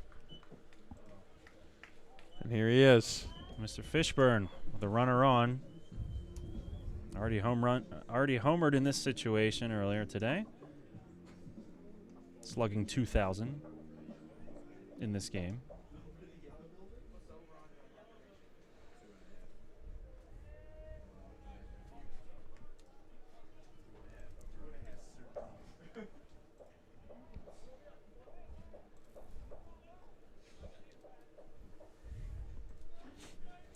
Wesley does have a tendency to overswing after a good at bat like the last Yeah. one he had. Holds off on the first pitch. It's a strike called, maybe a little bit low.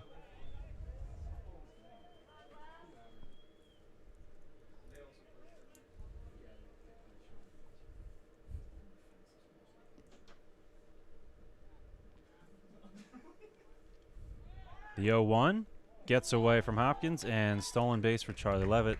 No slide required. He had a good jump there as Yeah. well. I think he would have been in safely had he have made the throw. Although we were remarking on Hopkins' Does have an strong arm, arm, yeah. so who knows?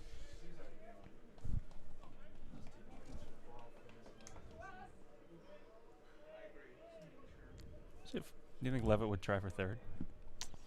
I mean, I think he would because, one, you got a righty up at the plate, so Yeah. it's hard for the Yeah. catcher to throw over. You get a much bigger lead from second Mm-hmm. as from first, and also it's harder to keep, guys kind of getting a rhythm Yeah. with when there's a guy on second and not one on first. So it's a little more predictable to get a good jump. And I could see Levitt taking it. I don't Yeah. think he would take it without Midkiff's Right. call. Oh, and Fishburn gets a hold of that one, but it's not as far as the one he hit earlier, and it's caught and left. Looked good off the bat. Yeah, he hit that one almost harder than the home run, Yeah. but it just the angle. Yeah. Stays in the park, and that's 2 away. Unlucky from Fishburn. Although here's another guy that could hurt you. Yep. Connor Elliott at the plate. 0 for 2 today, has an RBI. He reached on that catcher's interference earlier today. And he did get the RBI on that play. Oh, okay. I think Tushar's rationale, or his explanation was the run would have scored on the ground out anyway. Yeah. I guess my counter to that argument would be it might not have been a ground out if you hadn't been hampered by hitting the. That's true. Yeah. But yeah, no, I think that's the right call, giving him an RBI. If it's not, we're blaming Tushar. I mean, regardless of what happens, we're blaming Tushar.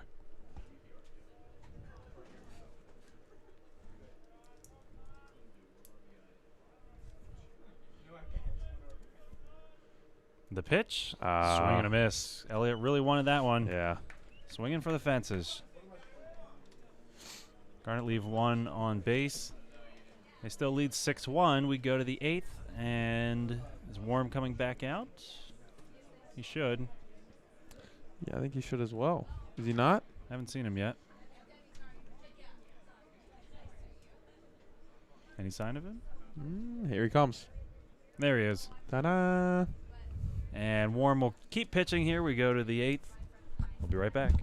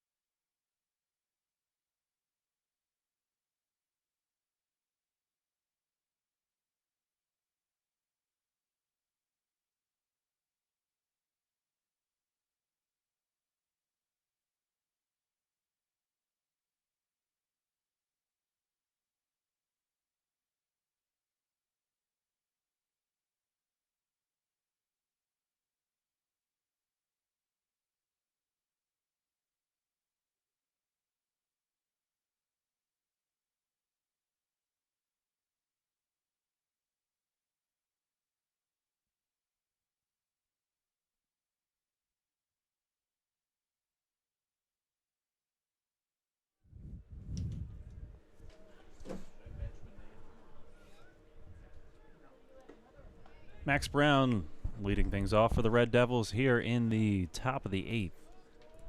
Ryan Warm cruising on the mound here. Swing and a miss. Man.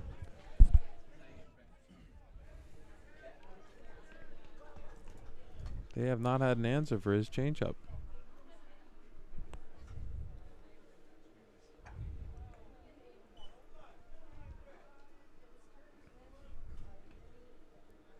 Griffin Kammerer over in the bullpen doing some arm exercises. He's got the jacket off. See if he comes into the 9th. It's a non-save situation.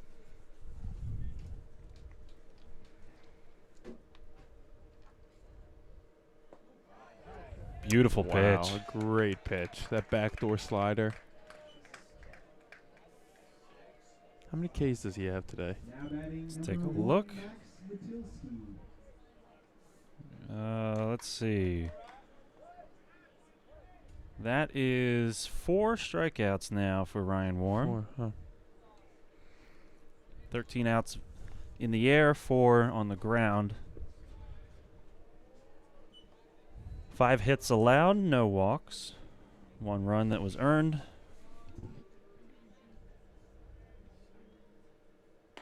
Pretty good day. He's approaching 100 pitches here.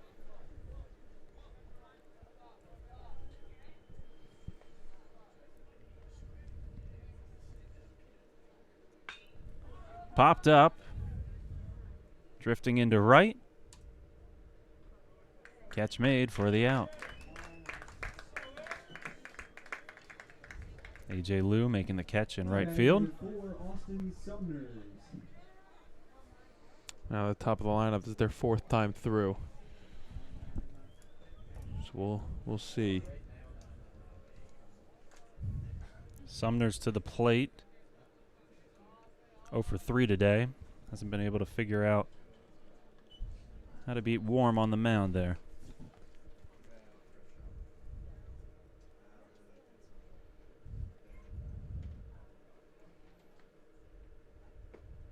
That pitch inside. Just missed the plate. Some calls today have been a little questionable in this viewer's eyes, at least. I actually thought it hasn't been too bad, but 3 balls, no strikes. Warm gets the spot there. That's a good pitch. Yeah.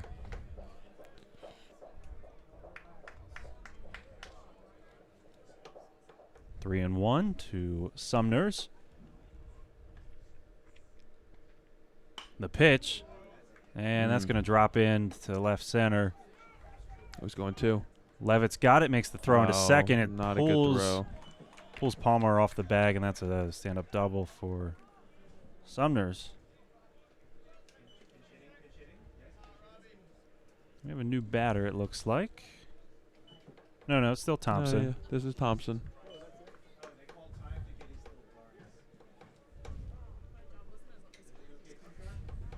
Thompson at the plate. Quick meeting in front of the mound between Yoshi and Warm.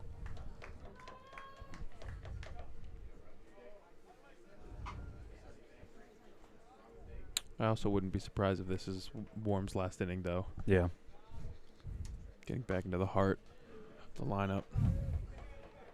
Yeah, we've got Hopkins is 2 batters away. He's in the hole. Thompson right now, he's 3 for 3 today. He's been able to figure out Warm. Had the RBI. Yeah. That pitch is in the dirt. Good work by Yoshi behind the plate there. Smother that. Yep, I'll keep the runner on second.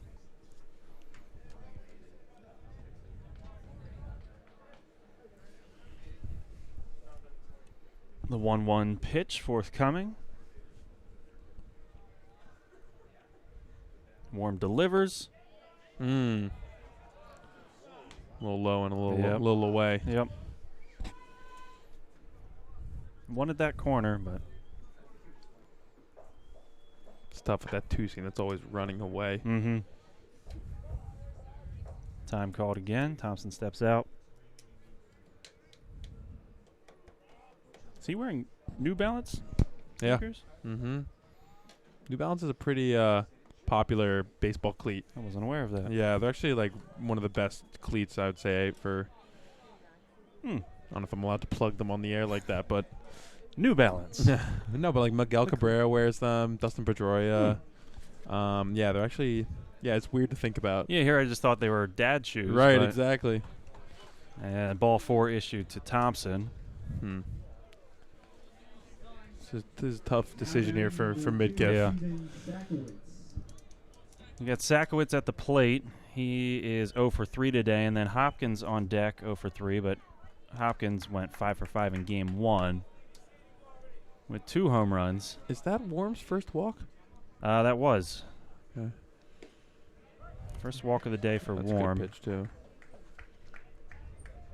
6 hits now allowed for him. These we've been talking about these contributing freshmen all day, but Warm and another Sawyer Lake, these freshman lefties that just straight up throw strikes. They don't walk guys. They don't really mess around.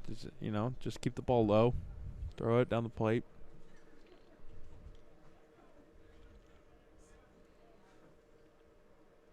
Warm delivers. Oh, that's right in his glove. What a catch. His reflexes on display yet again. Wow. I tell you. Wow, what a grab. We got a replay of that as a beautiful catch was made on the mound. That was sweet. Self-preservation there. He had to back up just a little bit, get out of the way, but got his glove on it. Yeah. Made the play. Impressive. So we'll see if his day ends with that play. Dickinson, they're going to make a pitching change. We'll get you more information on him when we come back. Who is Number it? 8, Clayton Tennant. Clayton Tennant. So we'll take a quick break and tell you a little bit more about him.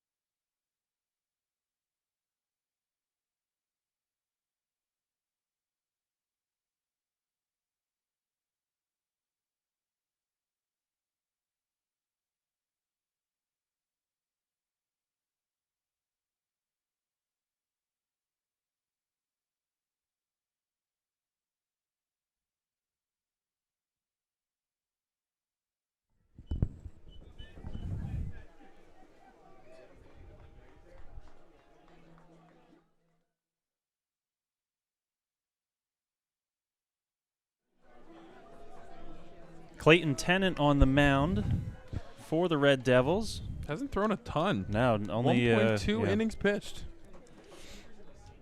Hasn't allowed a run yet, but looks like batters are, 2 for 6 off of him. He struck out 1. it's a big breaking curveball there. He's a lefty, squaring off against Beaker, a lefty as well. That one runs inside.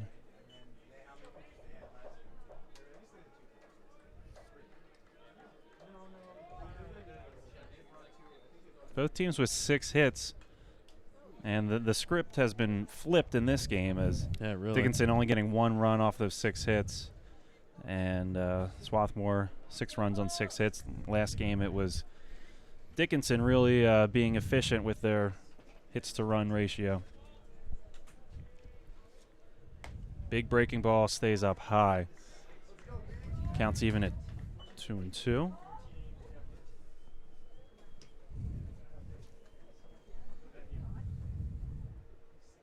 Two-two pitch. Comes back with the breaking ball again, and this one's fouled away into the parking lot.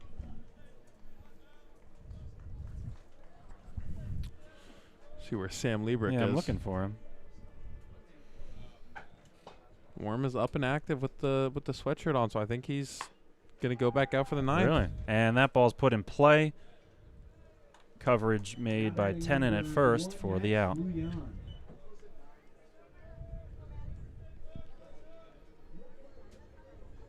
Nope, there's ball chaser extraordinaire Sam Liebrick emerging from the parking lot. Earning that paycheck. Yep.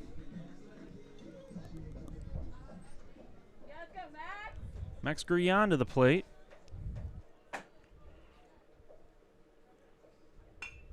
Drives that one up the middle. It gets past the shortstop and into center field. Base hit for Max Gruyan. He's 1 for 4 on the day.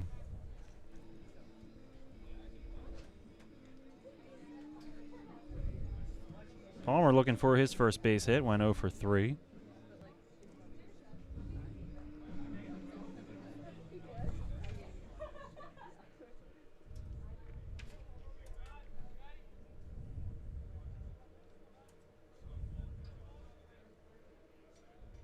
Gruyan takes a couple steps off first. Here's the pitch. Palmer reaches for it off the plate.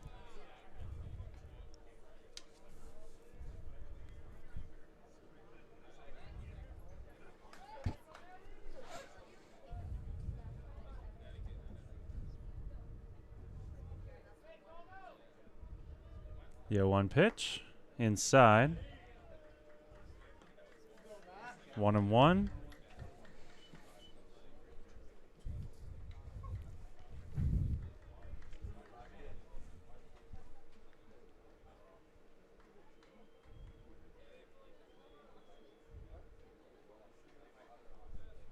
Tennant fires. Palmer reaches for that one. It got a piece of it. Another hit and run on there. Yeah.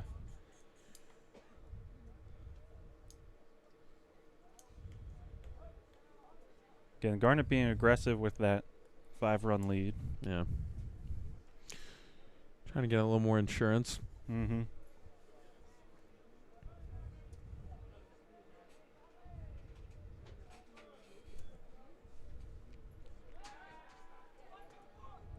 Slow pickoff throw over to first.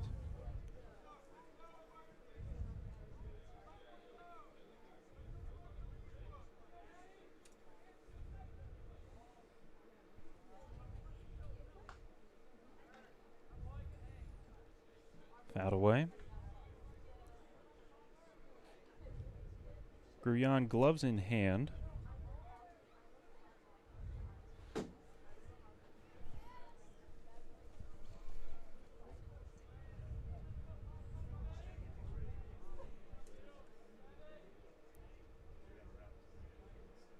The 1-2 pitch to Palmer.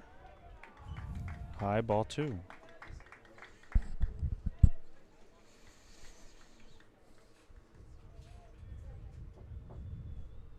Yeah, I've always found that interesting. The gloves in hand Yeah. to protect your hands or fingers. Mm-hmm.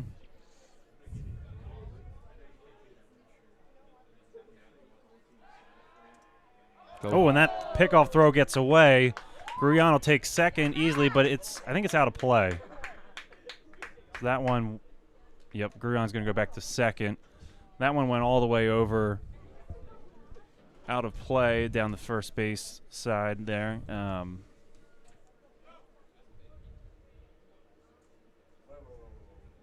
Good first base coaching by Terrell Dale. Yeah. Player coach.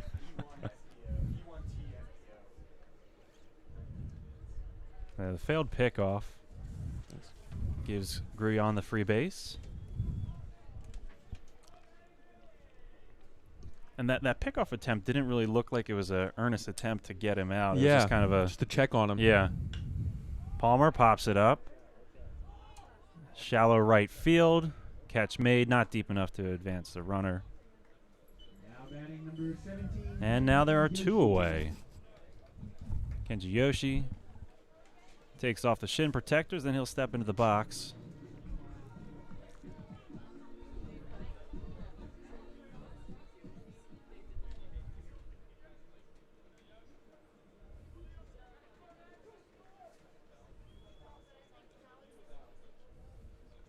We still don't know if anyone in Japan is watching right now as Yoshi's playing. It's the timing's a little better now, maybe early morning. Mm-hmm. Early morning on Sunday there. Roy Grime has some connections. He's going to make some calls for us. But again, these games are streaming on YouTube, and the nice thing is these games DVR instantly and automatically. You'll be able to catch this game at a later time if you so choose.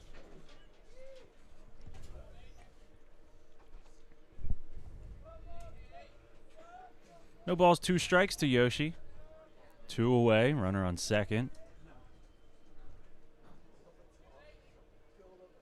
The pitch, left up high, and they're going to throw behind Gruyan. Oh, and he's safe. Close play, though. Wow, Hopkins is good at that. Yeah. Throwing from the knees. Boy. You got to watch out if you're Tennant on the mound there. Yeah. I'm just going to come buzzing back to you at any moment.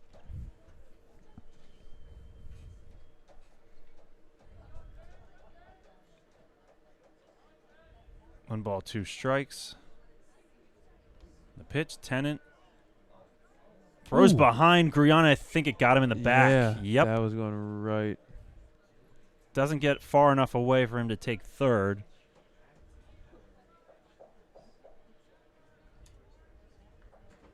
And Hopkins was he popped up quick on that throw.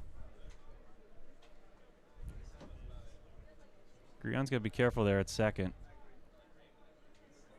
I'm curious if they are just maybe. I don't know if Hopkins is going to throw to second again after that throw, but we'll see. Here's the pitch. Breaking ball comes over the plate. Strike 3. Yoshi's down on strikes. Garnet leave another runner in scoring position, but they lead 6-1. We go to the 9th.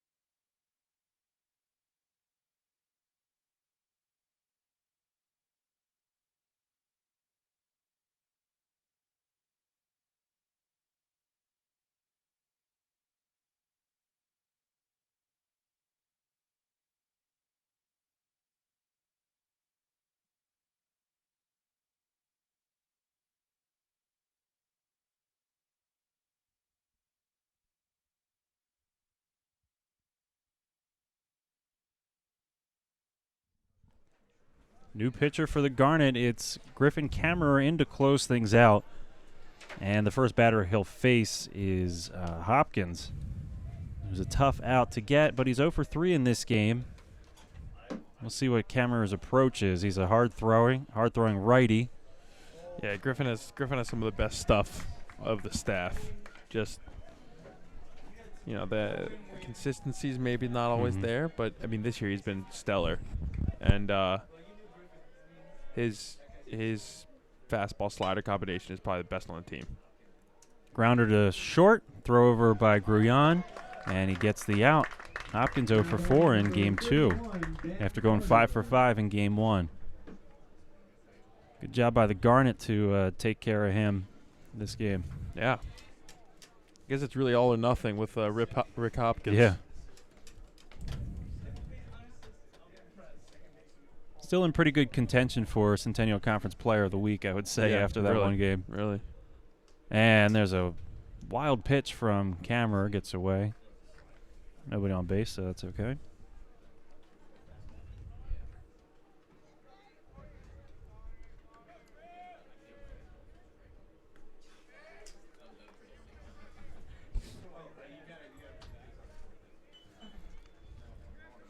Kammerer with two wild fastballs, both in the same spot. Got to make an adjustment here. Seems to be over-rotating. He's pulling it. 3 balls, no strikes. Carter with the advantage, and Kammerer comes back with the strike.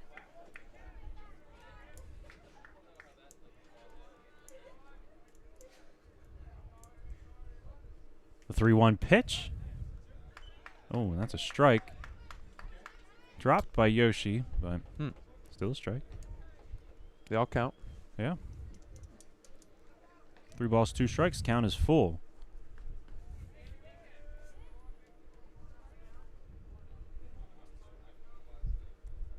And that one maybe a little high. Yeah. Just out of the zone. Ball 4. So Kammerer's got a runner on base now.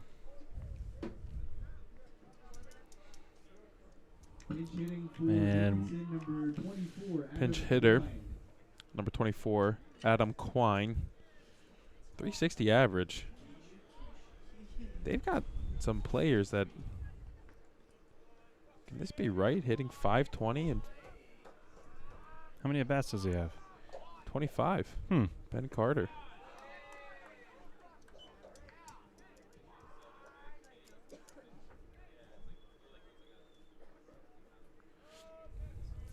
Quine batting .346 entering today. Played 13 games, 26 at-bats. Saw him for a little bit in game 1. I believe he hit a ball to center field.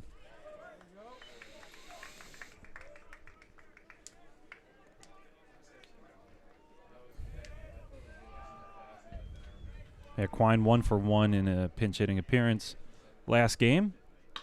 And he'll get another hit on the day. That one's hit into left. It drops in. Charlie Levitt gets it back into Grullon. Inside out swing. Yep. As made famous by Derek Jeter. Pinch hitting number 13, Jake Band. He was an okay player, Derek Jeter. Never heard of him. Yeah. Another pinch hitter up here. It's number 13. Jake Band, who started game 1.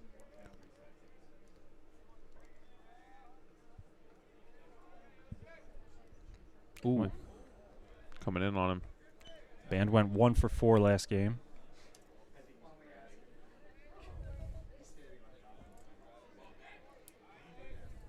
Need camera to bear down here. Mm-hmm.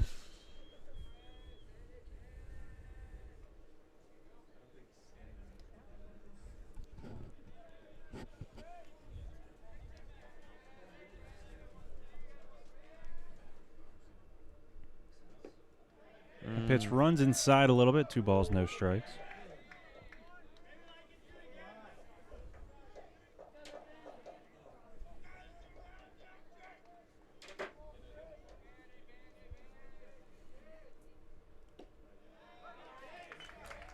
Gets his spot there.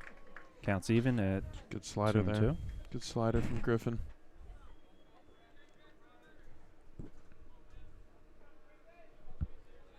Excuse me, correction. It's 2-1 count. Oh, that Another looked one. nice. It's 3 in a row. Swing and a miss. 2 balls, 2 strikes.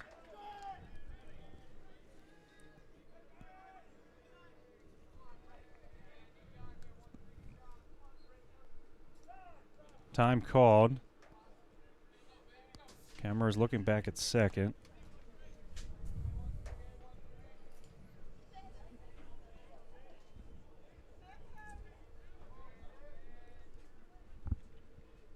The 2-2 pitch. Is that the slider again? It looked like. It's 4 in a row. Stayed over the plate a little bit more than the other ones, but it's fouled back.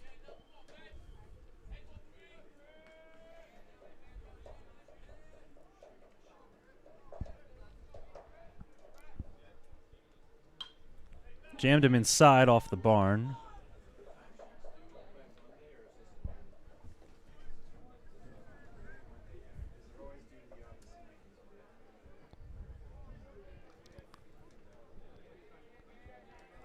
Count still even at 2-2. Camera delivers the pitch. It runs inside. I think it might have gone. Ooh, they say no swing. That. I don't know. That was close. Yeah. It's kind of bizarre. I thought he either was going to go around or that it was going to hit his bat and be a foul ball or something. Yeah, Kind of defensive swing there. You don't want to lose this guy. 3-2 pitch runs him inside, and that's ball 4. Bases loaded. 1 out. Double play to end the game would be nice. That would be nice. Max Brown is your batter. 1 for 3 in game 1.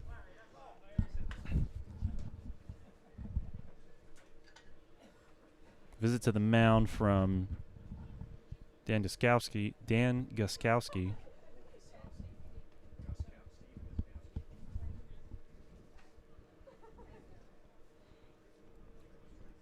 Trying to settle down Kammerer.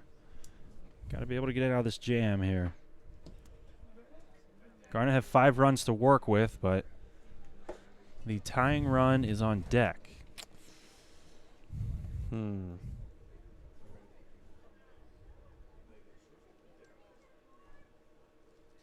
And we've seen Dickinson with some pop in game 1.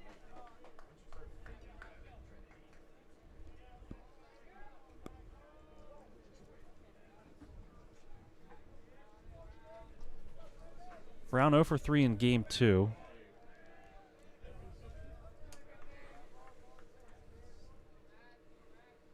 First pitch to Brown. Good slider. It's nice. That's what's going to induce one of these double plays. Yep, reaching for a slider low. Yep. Goes outside again. Ooh, and he got the outside part of the plate with the fastball there. 2 strikes. Strikeout here would be big. He's going to come back with that slider.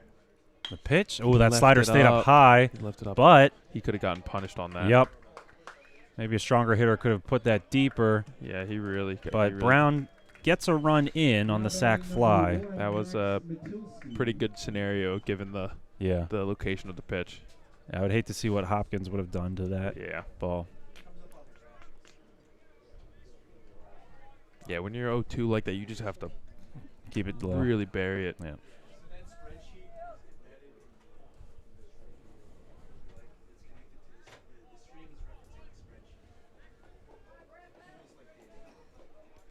Max Matilski at the plate.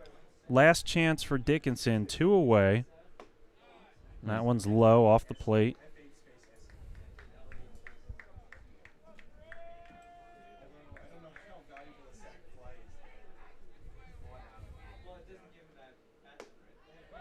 Good strike. Got 1-1. Trying to get his ender here. 1 ball, 1 strike. Here's the pitch. Matilski leaves that one alone, and it's a ball. So Griffin's also got what he just threw, like this little like cutter type slider. It's just a little bit not as hard as the fastball, but will go away from the righties. He wanted that spot there, didn't get it. He's behind 3 balls, low or 1 strike.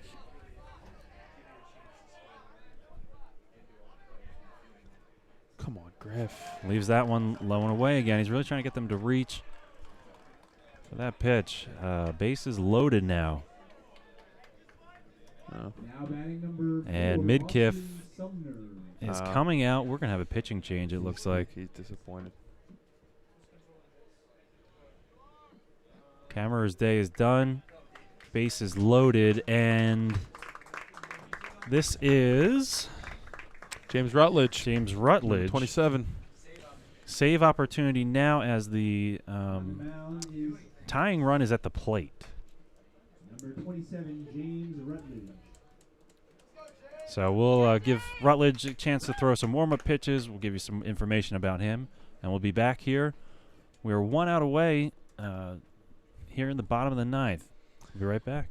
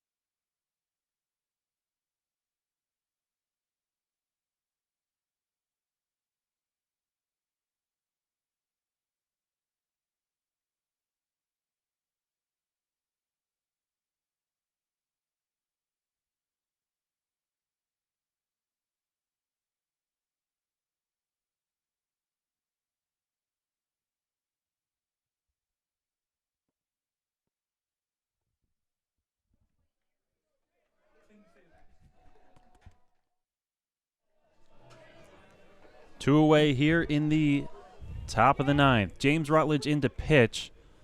Top of the lineup for Dickinson. It's Sumner's at the plate. Save situation now for Rutledge. Rutledge coming from the windup with a runner on third. I guess with the bases loaded, he's hoping no one's stealing. That's a good slider. That's impressive that he didn't swing at that. That's a good pitch right there. Rutledge has appeared in 9 games.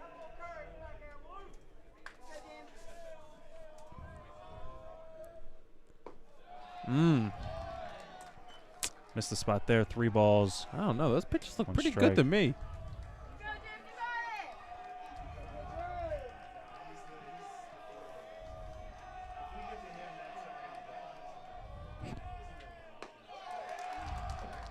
Pitch tails off the plate a little bit, and that'll walk in a run. Now batting number 6, Rob Thompson. That run is charged to Kammerer. 6-3 game.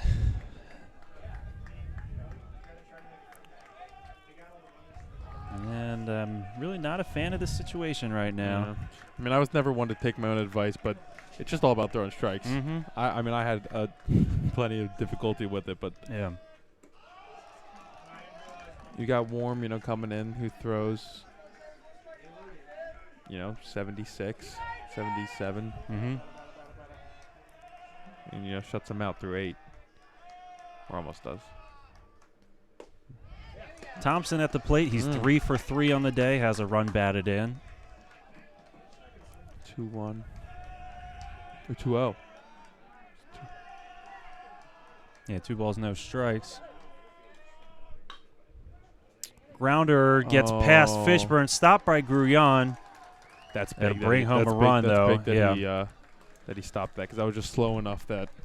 Yeah, that would have been a hard play for Levitt to come chase down. And Now batting number 2, Steven. another run is in, though, and it's a 6-4 game. Wow. Sakowitz at the plate. Bases loaded for Rutledge still. Sakowitz 0 for 4.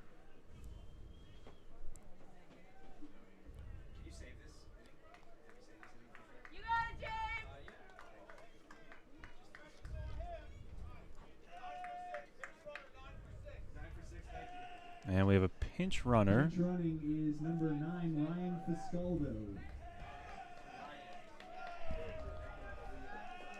Scaldo into pinch run.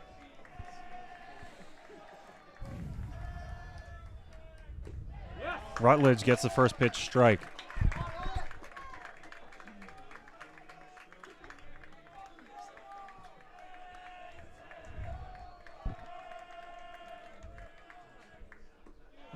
Tries to come back with that curveball. It's a good pitch, but these Dickinson hitters are waiting for at least 1 or 2 strikes. They're not going to be fishing for that. 5th appearance here for Rutledge. Opponent's batting .346. That gets away from Yoshi, but he's on it quickly. Got him. Throw down to third. Fishburn applies the tag. He's out, Got and him. that's the ball game. Got him. What a The way to old end it. fake wild pitch to end the game. What? The oldest trick in the Yep. books. Ernie Prudenti taught it to us today. Works every time. Swarthmore gets out of the jam. Unbelievable. Kenji Yoshi, the throw down to third. Wesley Fishburn applies the tag. Swarthmore wins this one in dramatic fashion, 6-4. James Rutledge gets the save.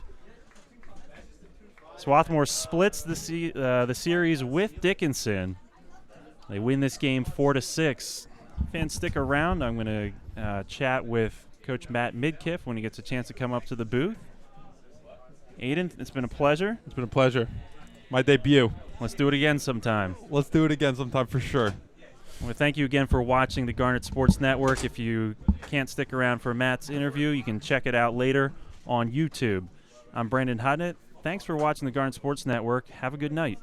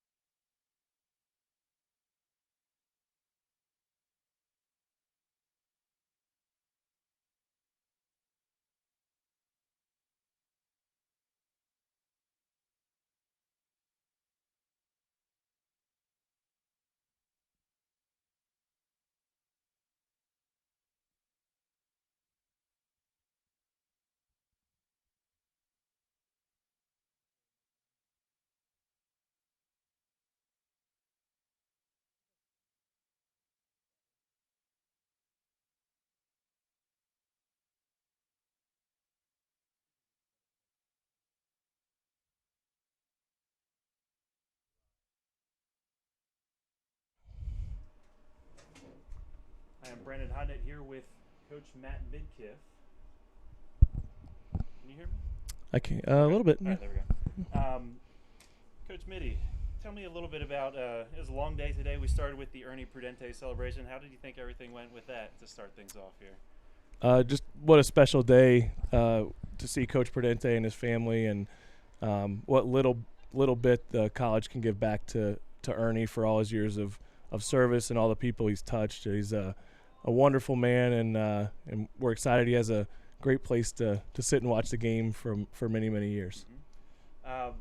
Game one didn't go the way we wanted it to, but one thing I noticed at the end, there were you got a lot of guys in, and they performed pretty well. I think some of the guys that you brought in that haven't seen a lot of time, they really stepped up to the plate, it seemed like. Yeah, I just told the guys that I thought the way that we ended game one really helped us start game two, a lot better. We put in some of those guys, and they played hard, and running out ground balls and playing hard on defense and having good at bats. It was so important for the guys that started the game to see those guys put that kind of effort in. And when the final score was much closer than it was earlier in the game, but our offense we were very close in the hits category and had a lot of hits. And I think it was a testament to those guys just being ready to play when they had an opportunity to step in and get some action. And I really think that turned the tide for the day. And then, how were you guys able to kind of bounce back in that second game? I know there were some guys that really hurt you in the first game, like Hopkins, that he went 5 for 5 in game one and then was hitless in game two. How were you guys able to approach these hitters this time around? Ryan Worm's pretty good. Yeah. He knows how to pitch. He comes from Gainesville, Florida, and has played a lot of baseball and played at a very high level. So he as a freshman is well beyond his years as far as a pitcher goes and his development, and he just knows how to pitch. He knows who he is. He knows how to change speeds, and is just, I think, is going to be a phenomenal pitcher in the Centennial Conference, just because he knows exactly what stuff he has and how to use it to attack hitters. And it's amazing what happens when you keep the ball down and change speeds, and Ryan did an outstanding job today. Great. And last question for you. Can you tell me a little bit about Fishburn hitting the home run today? I think that was vintage Wes. He was kind of, really, really thinking a little bit too much at the plate and trying to outthink himself. And so we just, talked about getting back to basics and just looking for a ball in the zone instead of, looking for specific pitches. And when Wes gets the ball that he wants and he's on time, that's kind of what happens. That Dorm's in trouble. So, Wes, it looked like the vintage Wes Fishburn today, and it was really, really nice to see. Definitely a good thing to see. So Swarthmore splits today with Dickinson. I'm Brandon Hodnett for Matt Midkiff. Thanks for watching today's broadcasts on the Garnet Sports Network. Have a good night. Go Garnet.